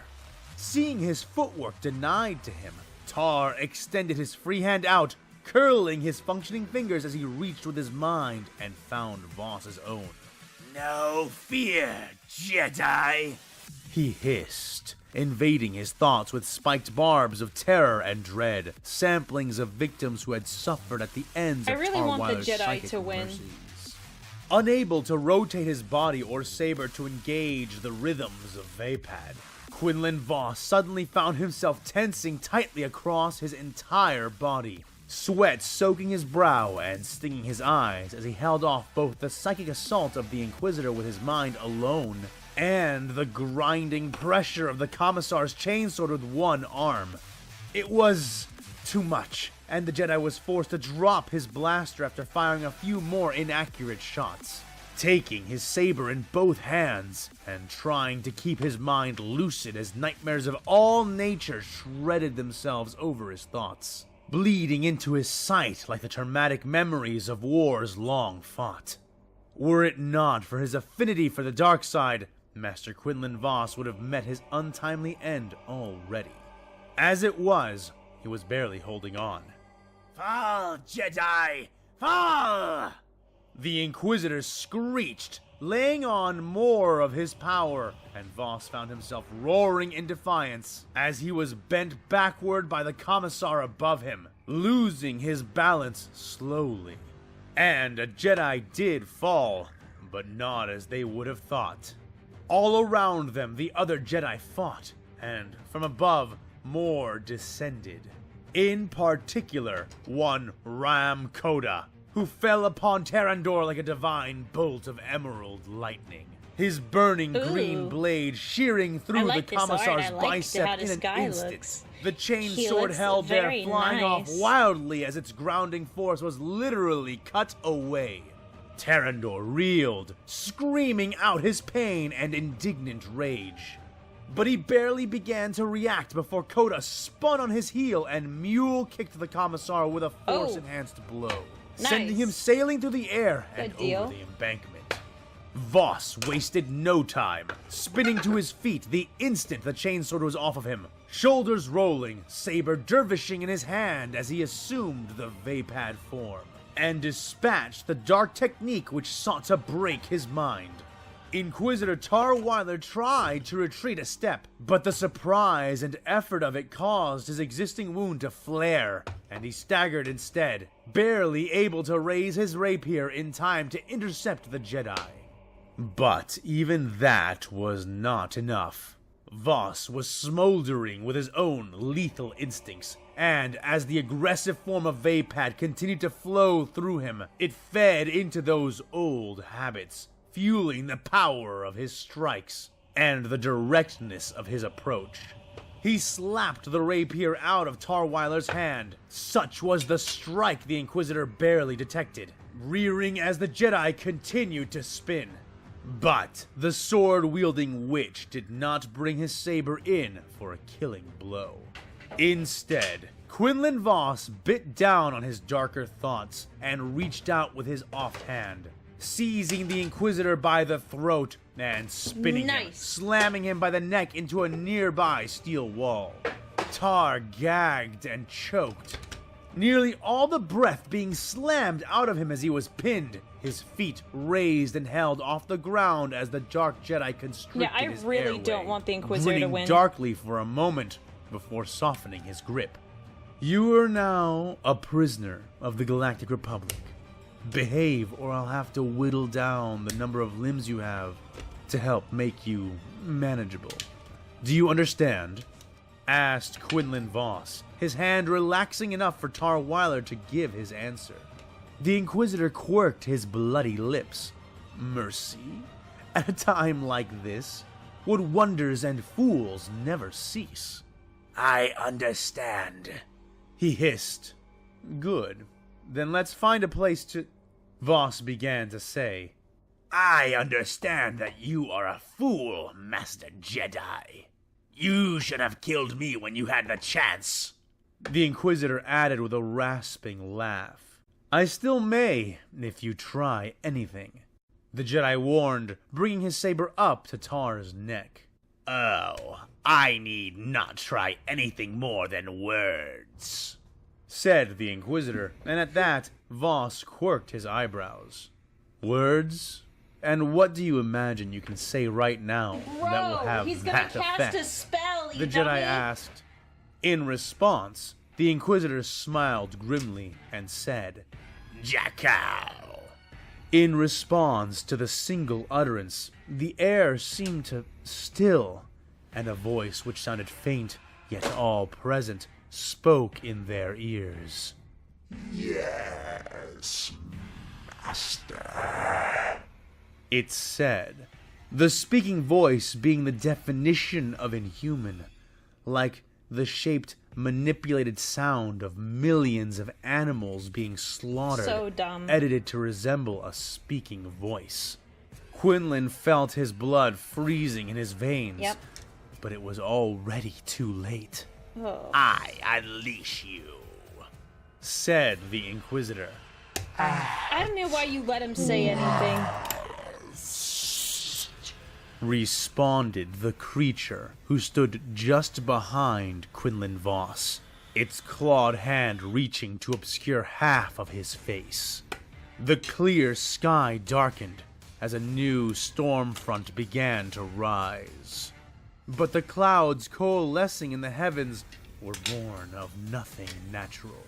Red, like the blood which was flowing, and the blood which would soon flow. They spun out in languid spirals, devouring portions of the burning sky with lazy crimson coils. And from the sanguine shadow of these growing storms rose the end. Jedi are way too, arrogant. I'm sorry. In Warhammer universe, you gotta kill everyone. I'm sorry. You can't really take prisoners, and if you do, you expect them to die after the first round of interrogation. Take those roof accesses, there and there. You have to. It's they the only should way be you can at do a proper it. angle to allow our troopers to provide fire support to our forces on the main road, said Ayla, walking as she gestured towards the intended locations. Yes, sir, said the clone captain at her side, saluting sharply before veering away to organize his men. Combine what's left of Commando Squads Delta and Iowa, and get them situated up here with sniper configurations. I need them killing Imperial commanders, and I need it done 10 minutes ago, Ayla said as she came to the railing overlooking a particular stretch of the raging battle below them. Aye, ma'am, I'm on it, affirmed the clone commander she had been addressing, snapping a crisp salute which was completely at odds with his blackened armor and bloody helmet. Ayla gave no more than a nod as the man departed, too busy looking over the battlefield. Juggernauts dueled and danced to the best of their ability around the behemoth tank of the Imperials, all while ATTEs and the smaller mainline vehicles squared off against one another, blowing each other to pieces as often as not. And between the treads, wheels, and metal legs of the technological war beasts flowed a river of bodies, alive and dead, fighting, dying, and being trampled in the press. From the direction of the attacking Republic, the tide was white, uniform, and bravely bellowing war cries as they marched on for the fate of the greater galaxy. And that pale rapid was met by a darker one, composed of the rubberized suits of the relatively new Imperial soldiers. They fought silently, each one seeming nearly identical to the next thanks to their all-encompassing armors. They rarely made any noise as they fought and died, dread parodies of the clones they faced off against. They were armed with an incredible variety of weapons, from their standard high-intensity laser rifles to flamethrowers, similar magma dispensers, and melee weapons of all kinds. Interspersed between them were the tall forms of the powerful Imperial fanatics, the all-female cultists doing more than merely battling alongside the other Imperial forces. They seemingly inspired even the blank-faced foes to even greater feats of silent frenzy wherever they could be seen.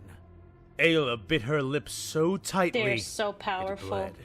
She needed Sisters to of get Battle back have aura. down there, to intervene where they were weakening in order to restore their forward movement towards the Basilica of Salvation.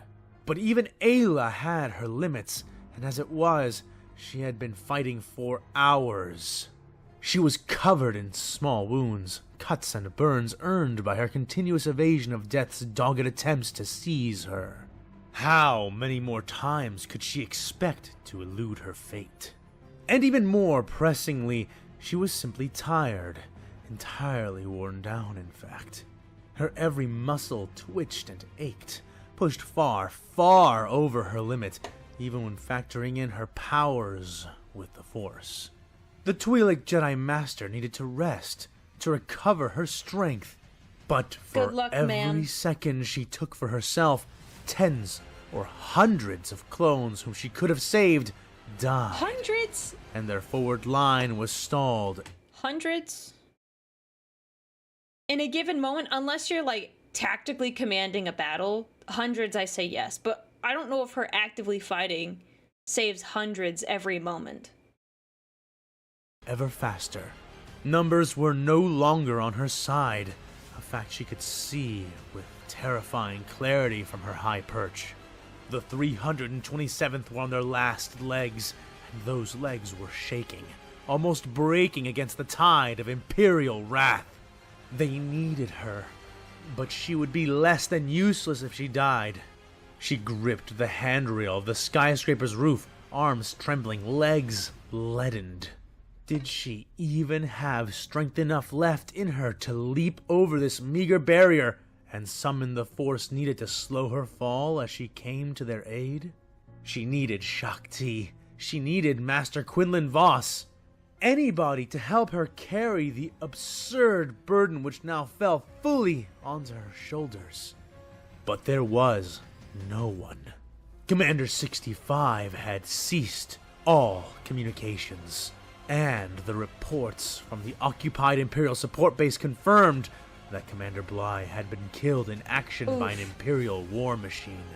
She dared not recall that force and allow any more Imperial death-dealing contraptions to escape. But without them, what was now on the field was all she had left. And if nothing was done to shift the tempo of the ongoing battle, it would leave her forces too mauled and depleted to actually breach the Basilica once they reached it. All in all, things were beginning to look extremely bleak. And yet, this was only the beginning of the darkness which Ayla now had to face. A fact that revealed itself with horrific suddenness by the sounding of a titanic roar. Her eyes were dragged away from the dueling tanks and the frenzied soldiers who poured around between and over their hulls. There, approaching with a loping, thundering gait, was the description of the war engine her clones had reported to her. It was half as tall as a juggernaut, and carried on massive metal legs. But this was no ATTE or anything similar. Definitely not. It was red, covered in seals of paper, and bearing its name upon a massive banner of Imperial script hung under a heraldic shield, as if in reference to the Jedi Knights of old. It was the fastest, large-sized, all-terrain vehicle she had ever seen, and its initial charge took it into the side of one of her own walkers. The ATTE being flipped clean onto its flank by the sheer force of the tackle. It followed this up by aiming its enormous arm-mounted weapon into the walker tank's belly, unloading a ululating torrent of energy which tore the Republic war machine into molten pieces in mere seconds. A juggernaut came in immediate answer, driving full force into the new target, ramming the bipedal monster with its own, even larger frame. By use of its larger size and advanced speed, the clone turbo tank was attempting to flatten the Imperial war machine under its 10 oversized metal tires. But the charge was blunted and temporarily halted by a flashing sphere of energy which surrounded the walker, some kind of powerful shield. It bought the adversary enough time for it to swing its free hand towards the juggernaut, revealing that this digited hand without a gun was, in fact, not free at all, but a potent and designed weapon all of its own. The blocky fingers of that flat, sparking fist closed as it punched the front of the charging turbo tank, releasing an incredible discharge of energy as it made contact with the superconductive armor which sheathed the juggernaut. That armor was designed to take heat and energy and disperse it harmlessly across the entire breadth of the vehicle.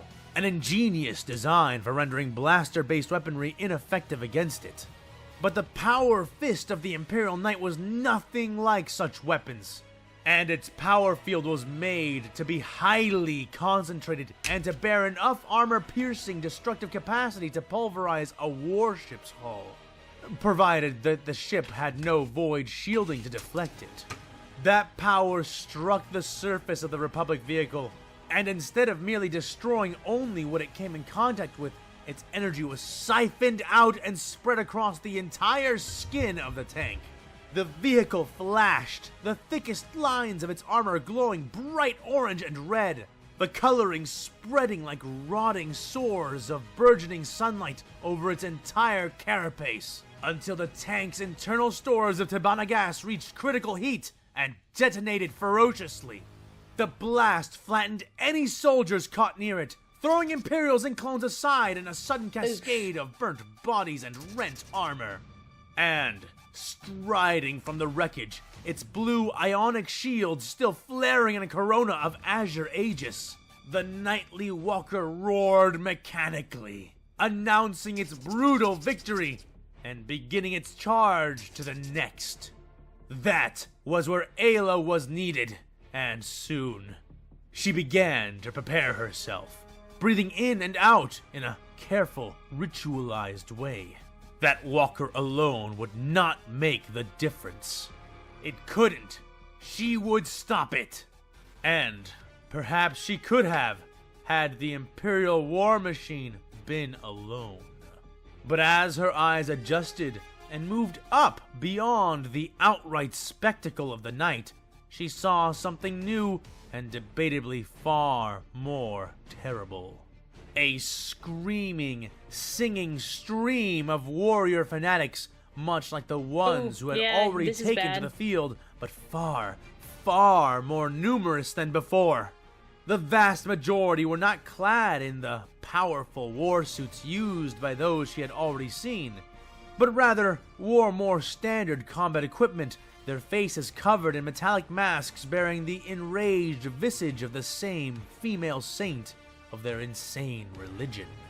Leading this horde of more common troops were the organized but no less frenzied ranks of the taller, battle-armored Sisters of War that Ayla had already been contending with. And though they were not the bulk of the new army, they were still far more numerous than the existing fanatics who had laid waste to her forces on the battlefield. And, far more terribly still, she saw that there was a unique figure at their head. A towering, striding warrior whose flowing, leaping steps brought them far ahead of their leading ranks. From the shape of the armor and body, Ayla surmised the Imperial was a female fanatic like all the others around her. But her face bore no feminine mask. Instead, her golden helm was in the shape of a long-haired man, his eyes closed, his face serene, but marred by the slightest tinge of subtle rage.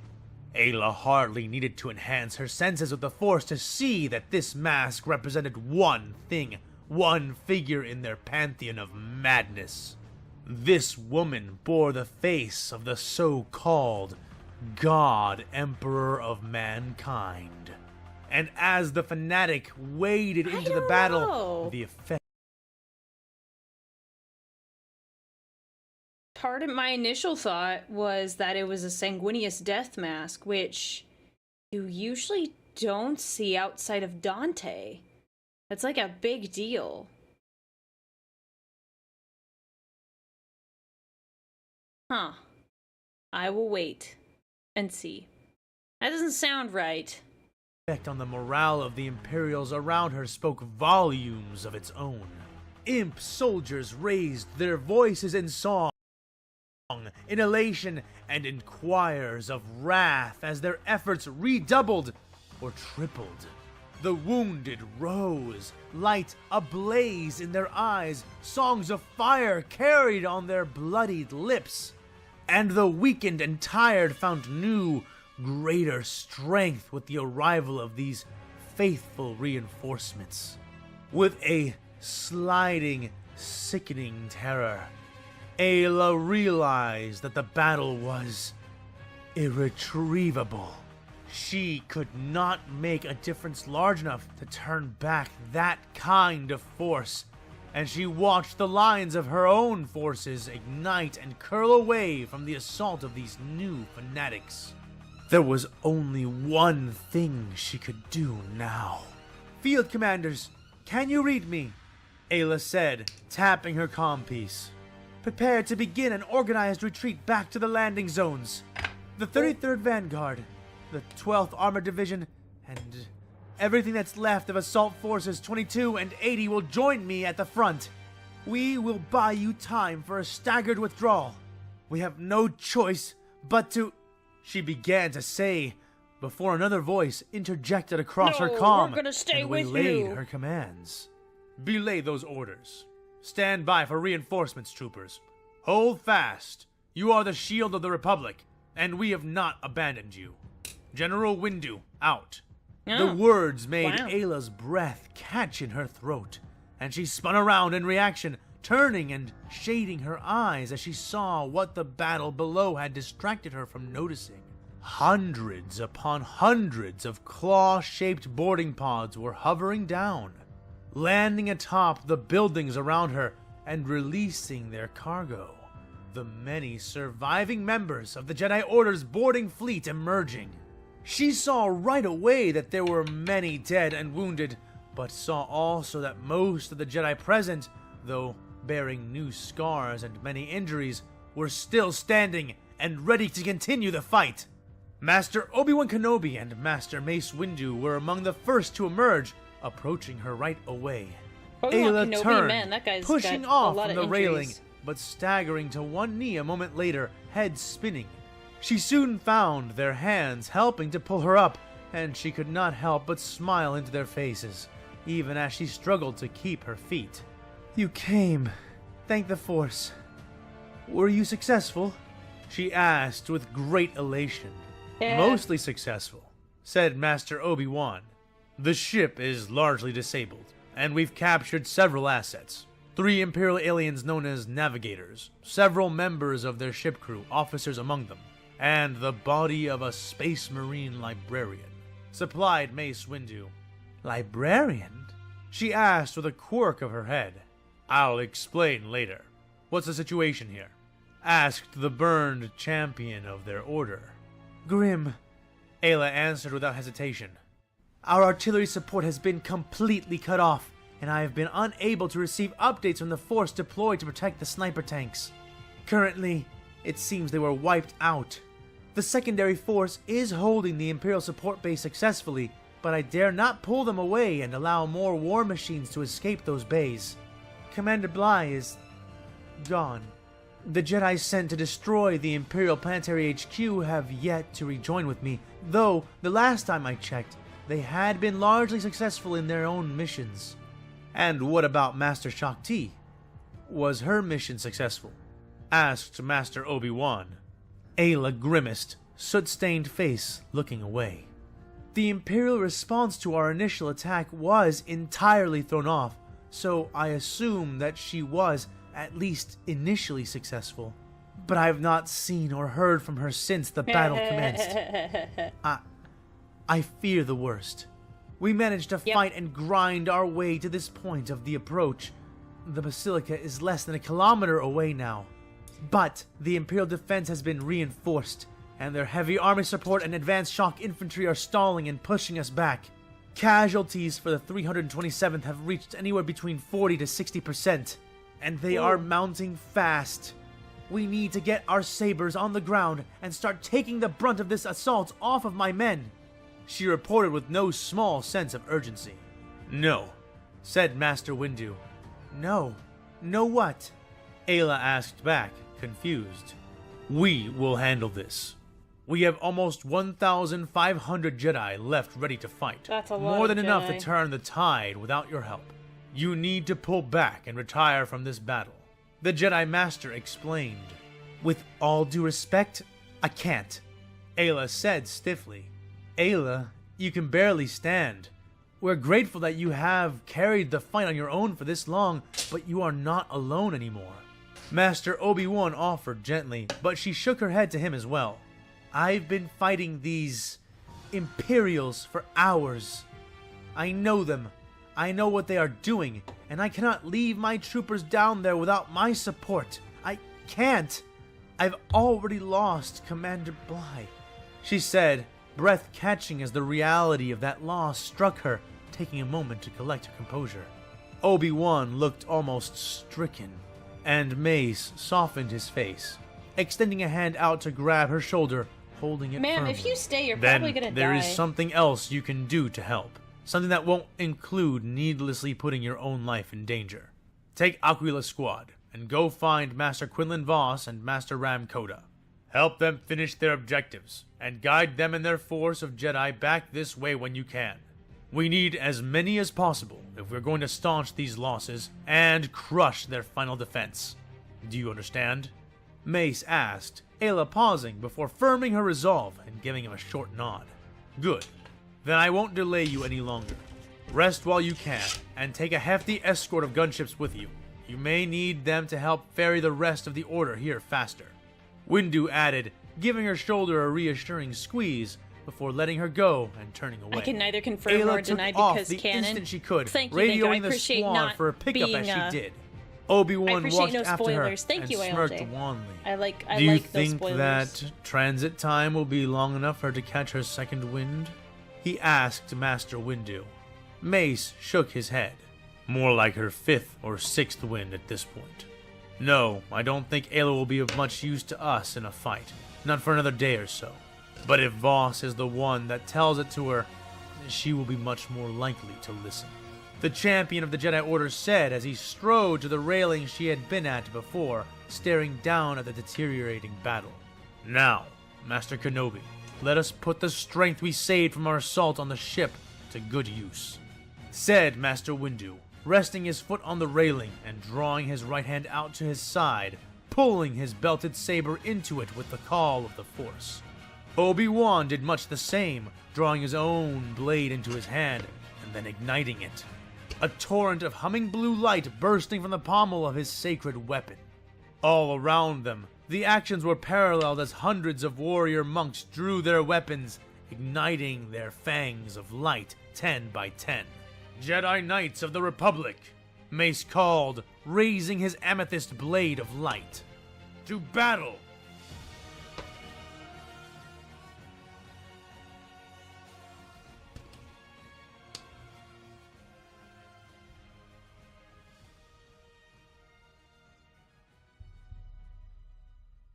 I need someone to talk me down from buying some Space Marines and starting a Blood Angels army.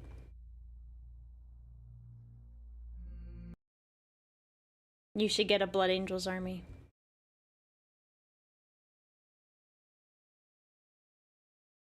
Should. You just should. Alright, I'll let this intermission break run. So, you guys got like 3 minutes. I think. Thereabouts. 3-ish minutes. Go to the bathroom. Get a drink. I should drink. I haven't had any water. I'm hungry. So this might be the last episode. We've still got like 40 minutes. Might be the last episode before I go get some dinner. I asked the wrong group. Look, sir, I'm a huge Blood Angels fan. I love Sanguinius. Love that guy. He's my favorite. So yeah, I'm sorry, you did ask the wrong group. You did.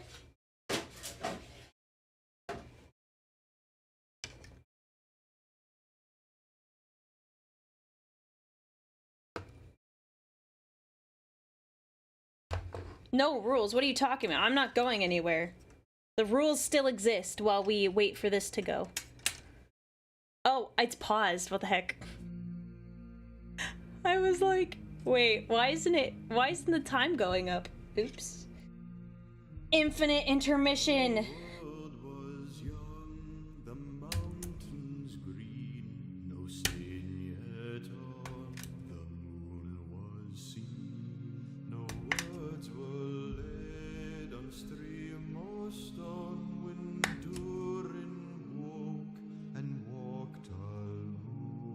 I will say, this sounds very Hobbit, and it is.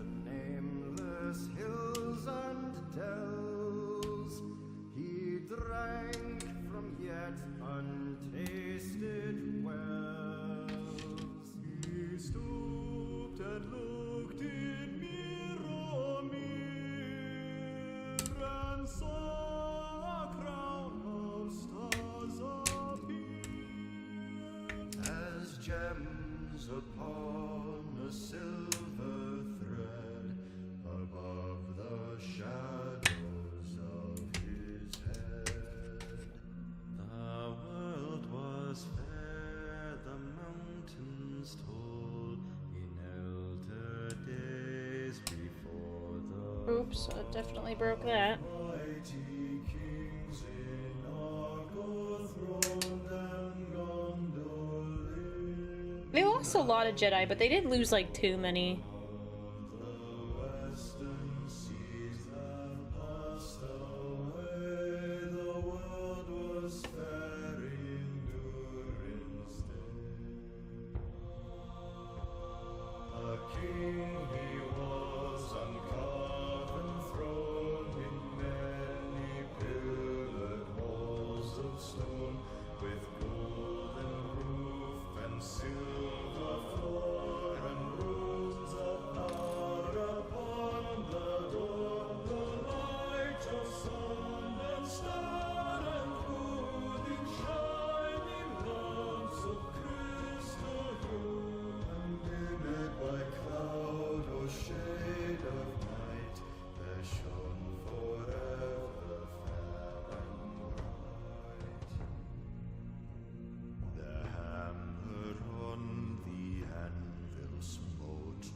Chisel, clove, and graver wrote. There forged was blade, and bound was hilt. The delver mined, the mason built. The barrel and noble. Shouldn't I get some water? Yeah, I drank some already. So we're good. I have my water bottle, and I have GamerSupps discount code Aurelia. I haven't had nearly enough water to warrant a bathroom break, though. Normally I have to pee during these, but not today. I've not been drinking a lot of water. I had a lot of water before this, so.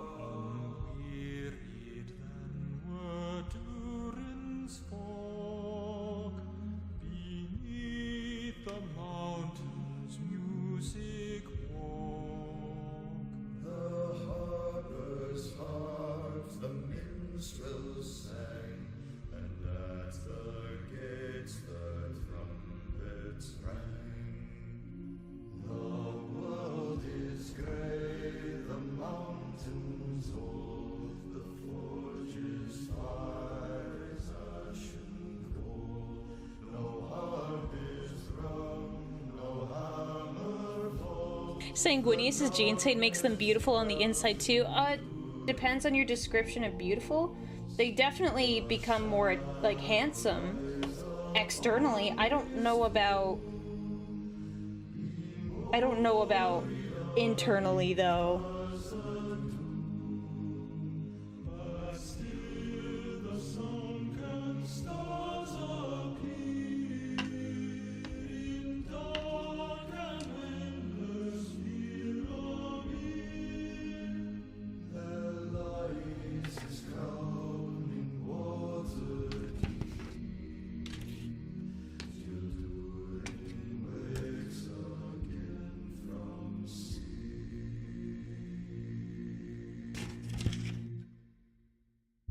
And we're back, people. We're back. Hurry to your seats. We're not stopping this train.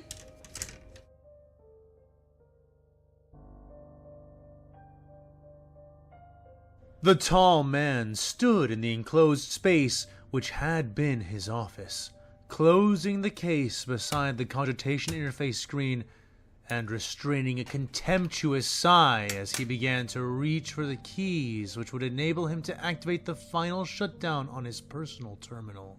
Standing off to his left and right were 2 men each, 4 in total, each members of his personal guard, trusted killers who belonged to his own staff. Behind him, imperceptibly sneering, was the clerical sister who had been issued to serve with him when he had first come into command of the Basilica of Salvation. Is it this guy? A short and humiliating appointment, where it should have been the propellant that sent him to the next level. And worst of all, Commissar Shadrick knew it would not end here. That golden bitch and her order of fanatics would take this whole situation up with his commanders. They may even deign to accuse him of heresy. In his mind, he's like, the Karens are talking to my manager. A charge which could well destroy him, even if proclaimed without proper substantiation. All of this simply because they would not allow him to complete his fated victory over Rajulia, the dead Palatine who even now haunted his every step. Once he was done here, he would be forced to leave, to depart to who knows where. The Canoness had not clarified. The only absolute was that he could not remain. And so, defeated though he was, searing from within, he would do as he had been bid, and he would do so with the silent dignity of a man of the commissariat. But he would not forget. That much he silently swore to himself as he prepared his departure. Suddenly, a chime sounded on his cogitator, just as his fingers were hovering above the final shutdown key. He paused, blinking as he looked down into the interface. A personal communication request was being sent to him over the Voxnet. The recipient was suspiciously marked as unknown, but when the commissar's eye scanned over the words "clearance level Vermilion," he suddenly got a good impression of who or what must be on the other side. Vermilion. His mouth dried up, and a rare pulse of true fear riddled and squirmed into his guts, traversing him like a corrupting serpent, the emotion boring into his own flesh with the same efficacy as that of a lethal parasite. He swallowed hard, fingers still hovering, heart pounding like a drum in his ears. The chime continued to bleat, and in spite of the sudden desert-like conditions within his mouth, his eyes suddenly stung as slick sweat beaded his brow and slid down across his paling, sallow skin. Commissar? The clerical sister who was observing him asked, tilting her head curiously. Are you going to respond to that communique? He stiffened a bit more for a brief second, but did not answer, instead sliding his finger down to the key beside the built-in Vox phone on the console, pressing it to accept the connection, and then unclipping the receiver, bringing it up to his mouth and ear. He cleared his throat to gain some control of his voice, and then spoke into the device. "This is Commissar Shadrick," he said sharply, listening closely. The connection was filled with a buzzing static and instability, but there was something else there as well, another sound, a living one. He listened more closely, trying to make it out, though it was clear that whatever it was not words. It was breathing. Labored, harsh breathing. And then, just as the Commissar was going to speak again, a scream. Shadrick winced, drawing the Vox away from his ear and shivering. The sound was long, desperate, drawn out, and it contained within it the expression of a pain or fear that he had never personally heard before. The sound was horrifying. Oh, wait. But it did not linger alone for long. "Ah, Commissar. It is good that I have finally been able to reach you," said a second voice, hissing over the dwindling static of the first. Guy. Do not mind the noise. I am multitasking. My name is Lord Inquisitor Tarweiler, and I have a vital mission for a man like you. Shadrick worked hard to keep his composure, straightening his posture as much as he could. "How can I be of he began to say before being cut off by another horrible scream. He swallowed down on a hard lump in his throat, and then continued. "Of service, Lord Inquisitor?" he asked. "The Jedi have destroyed Planetary Command.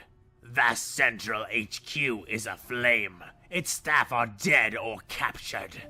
The Jedi have accomplished this by releasing an unspeakably powerful daemon of the warp, one which they have now lost control of," the Inquisitor said over the choppy link, his words punctuated by the pained howls of whatever task he was performing.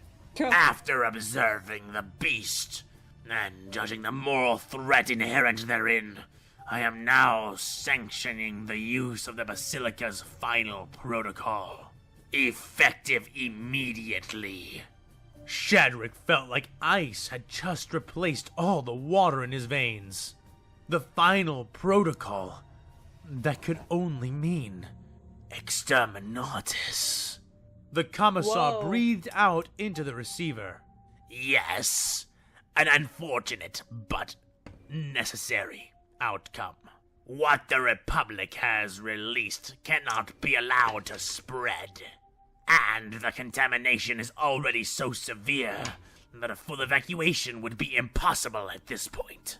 However, just because most must die does not mean that certain others cannot be saved," the Inquisitor said, his voice slick like caustic oil. "I am listening, my lord," Commissar Shadrick said in response, heart beating high in his chest. "Good. Listen carefully. Within the armory of this basilica is a locked reliquary. Its access code is Vermilion Sky 2-11. Inside, you will find a teleporter beacon.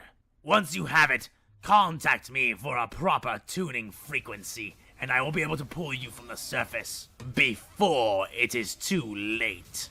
Consider it the reward for loyalty in the face of great evil." Oh, shoot. "But before I take you, you must ensure that the final protocol has been activated. Understood?" Tarweiler asked over the tiring agonies of his victim. Shadrick's mind was abuzz, the tension moving through him, shifting and undulating as his thoughts rushed feverishly through his scheming brain. This could still be his penultimate moment, could still serve to ascend him even beyond the heights he had previously sought to reach. Course. But he would need to be careful, clever, and ruthless.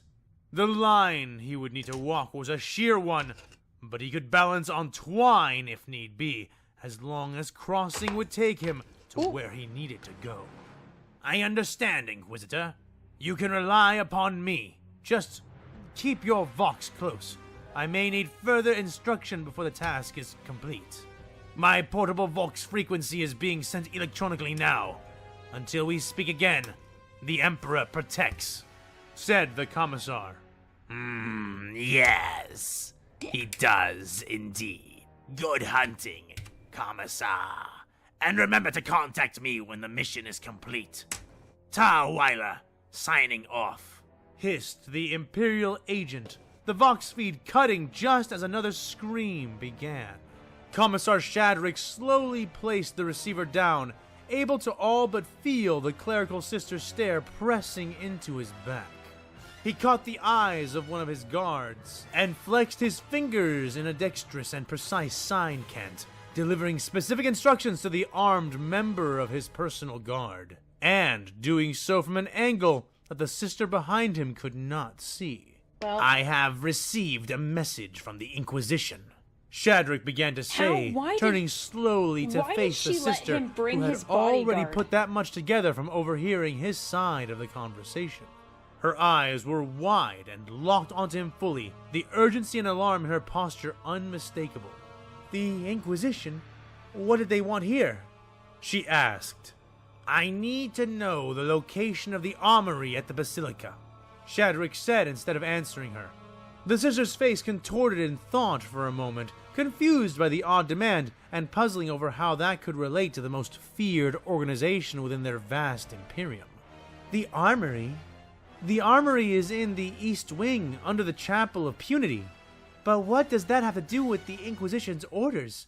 Did I thought I heard you mention exterminatus while you were speaking. Does that... She was saying as Shadrick noted the location of the armory from her description, and then stepped subtly to the right.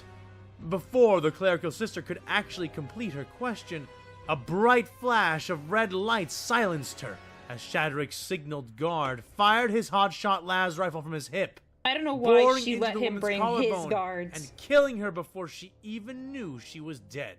Her body was thrown against the wall, and then crumpled to the ground like a discarded heap of worthless parts. He stepped on her as he crossed around the table, snapping his fingers and indicating towards his personal cogitator, having one of the guards quickly pack it up. His troopers did not question him or ask for an explanation. They knew better than to indulge in such frivolities, and soon he and they were striding out of the office and towards the Chapel of Punity.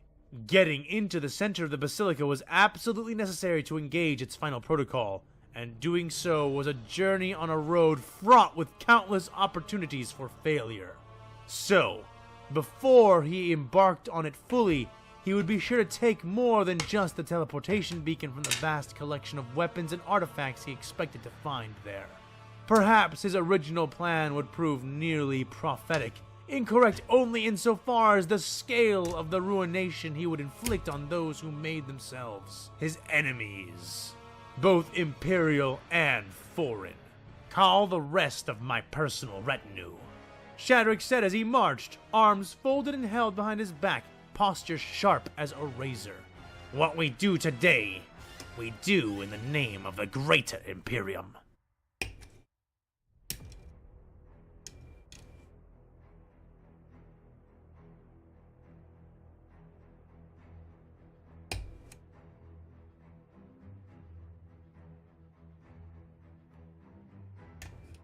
Ship systems are starting to short out! I'm not sure we're going to make it at this point!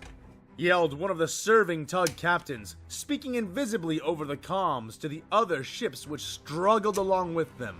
Hundreds of civilian starships, from starfighters to freighters, were hauling with all their might against the descending bulk of the burning Confederate cruiser. Cables and grapples squealed and screeched, tractor beam emitters humming and grinding against the unyielding weight of the nearly 2-kilometer-long pillar of durasteel. It left a black, smoking furrow in the sky, and within Combeer and his mother's vessel, it was looking more and more like they were not going to make it. Cable tension is now at critical. They'll snap soon if the engines don't burst on us first. Venora yelled over the screeching of several alarms. Combeer sat beside her, working frenziedly to divert more power to the gravitic compensators, teeth grit, brow coated in glistening beads of sweat. Behind them, Javona watched, wide-eyed, barely able to believe the risk they were willing to take just to help this ship land where it needed to. Disaster was closing its jaws around them, and the enemy had not even begun firing at them yet. "We must flee! Our power is feeble! We cannot carry it!" she implored from behind them. "No!" Combeer yelled, and Venora silently agreed. "We cannot abandon our own rescue. The Republic needs us. If any of our ships break away now, we may well doom all the others. Running away is not an option. Mom, get ready to begin deceleration. The final approach begins in 10 kilometers. The armored son of Axum said fiercely. "I'm already trying, but the momentum on this thing is overcoming us," Venora said, barely heard over the screaming alarms. Something pressurized burst inside of the ship, and 3 cold jets of steam began to issue from the control consoles. Combeer acting fast with his tools, working to cut them off and clear their view. Javona felt herself recoil at his words, yet his candor, his unshakable drive to defend his home, his own, drew her towards him in a different way altogether. Her instincts could feel how near to defeat her family had come, and as much as that drove her to hide and flee, it also propelled her into a very specific kind of search. Her family needed replenishment. Yep. And Combeer was composed of the traits they would need to one day rule the worlds beneath the void and welcome them to the stars. But these were mere instincts, subconscious programs of her genetic design. And though they helped to fuel her moment-to-moment motivations, they did not predominate them. At that moment, the actual thoughts first and foremost within Javona's half-alien mind were those of self-loathing and constant fear. She was helpless, completely helpless. How many times could she be nothing more than the survivor? Why did the great wills of the gods above continue to spare her life if it was just so that she could watch on helplessly as more and more of her kind and kin were taken from her? She wanted to aid them, to help them all survive, to help them beat back the corpse-worshipping murderers who had deprived her of everything. But Javona was well aware that she had not been blessed with innate skills in technology or engineering, as some of her now late brothers and sisters had.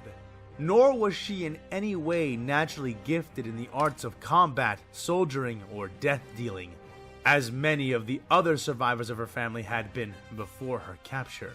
Their great father, when he had been alive, had whispered to her when she was but a child, and had promised her the greatest blessings which the star gods could bestow. Yet, before her gifts could be revealed or realized, the false angels had come and destroyed her patriarch. She looked down at her hands, each one so soft and small compared to those which had crushed the life from so many of her family. What could she do with such hands? What had the star gods expected of her? The thought incited an odd heat within her, a searing emotion both human and unspeakably alien, like a mental amalgamation composed of rage, indignation, and dark, star-born ambition. So what if she was weak? Her faith was strong.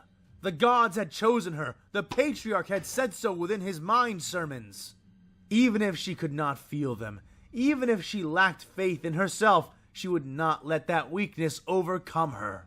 For she was Javona of the enlightened stars, and through faith in the greater powers above, she would find a way. Javona clapped her hands together, head beginning to pound and throb with that searing emotion, rising like an invisible horn from the center of her skull. In her mind, she began to pray, but the prayer was not spoken in any human tongue. It was a prayer of the synapse, a call for power which came both from within her and sought out from the stars. I wondered. Well. Her scaled crest seemed to bristle, and veins suddenly gained definition around her smooth, bald head. They pulsed, squirmed under her skin as she clenched teeth which sharpened in her mouth. Forbidden, hidden genes expressing themselves and manifesting within her chosen flesh. Her third eye, her alien eye, opened within her skull, looking back into her own thoughts and inciting a rapidly blossoming chain reaction. Human genes which carried within them the essence of the Emperor's psychic gift awoke. There it is. Entwining heretically with similar bloods and humors born of alien I wondered design. if she was gonna start manifesting. The gift manifesting. of the Psyker would have been powerful within Javona had she only been born a mere human. But she was far, far more. Combeer felt a sudden spike of pain in his head as a telepathic presence began to fill up the air around him, pushing against his hidden mind's eye uncomfortably for a couple of moments before he could adjust. Looking back, he gasped in a surprised breath, eyes widening and trembling at what he saw. Venora noticed his reaction and looked back, but all she could see was Javona, curled in her seat, hands together in a fervent, silent prayer. But Combeer could see more. He could see the lines of psychic power emanating out from her, brilliant, searing green and yellow, undulating out from her like living organic veins of energy, tethering her to the air around her and spreading further and further by the moment.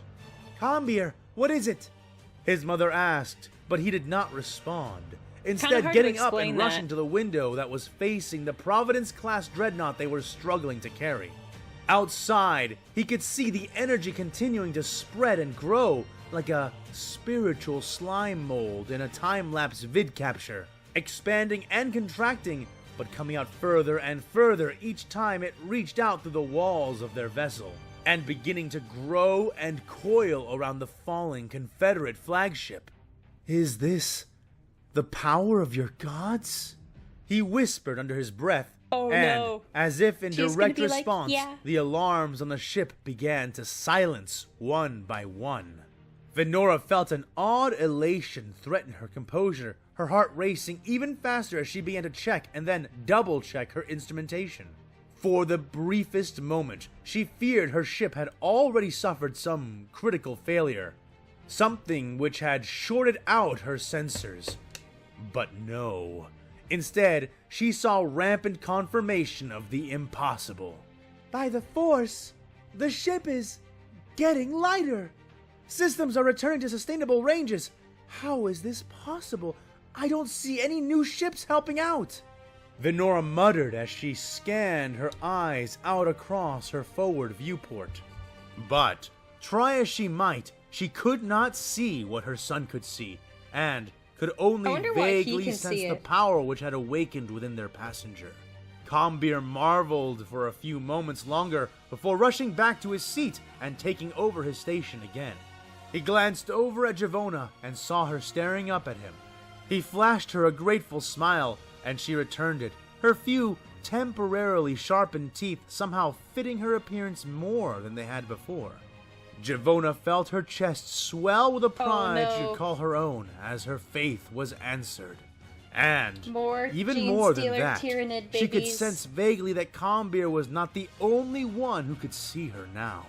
From below, and perhaps even from above, alien eyes narrowed as they bore witness to her psychic exertion, cutting like glowing umbra through the sky, joined on the black pall of smoke which was rapidly descending towards the battlefield below. She let herself shine brighter and brighter, exulting in her blessings and fearlessly calling out to any who could see her. As the main avenue came into view below them, the many Axumite ships fired their retro thrusters. The shadow of Trench's flagship or rather, what was left of You got it, girl. sweeping over the thickly contested battle below. But little did they know that they were bringing much more to this fight than mere reinforcements to the Republic. As hidden forces who had already been moving to rescue their captured sister redirected their approach, moving now into the gathering lodestone of this burgeoning war.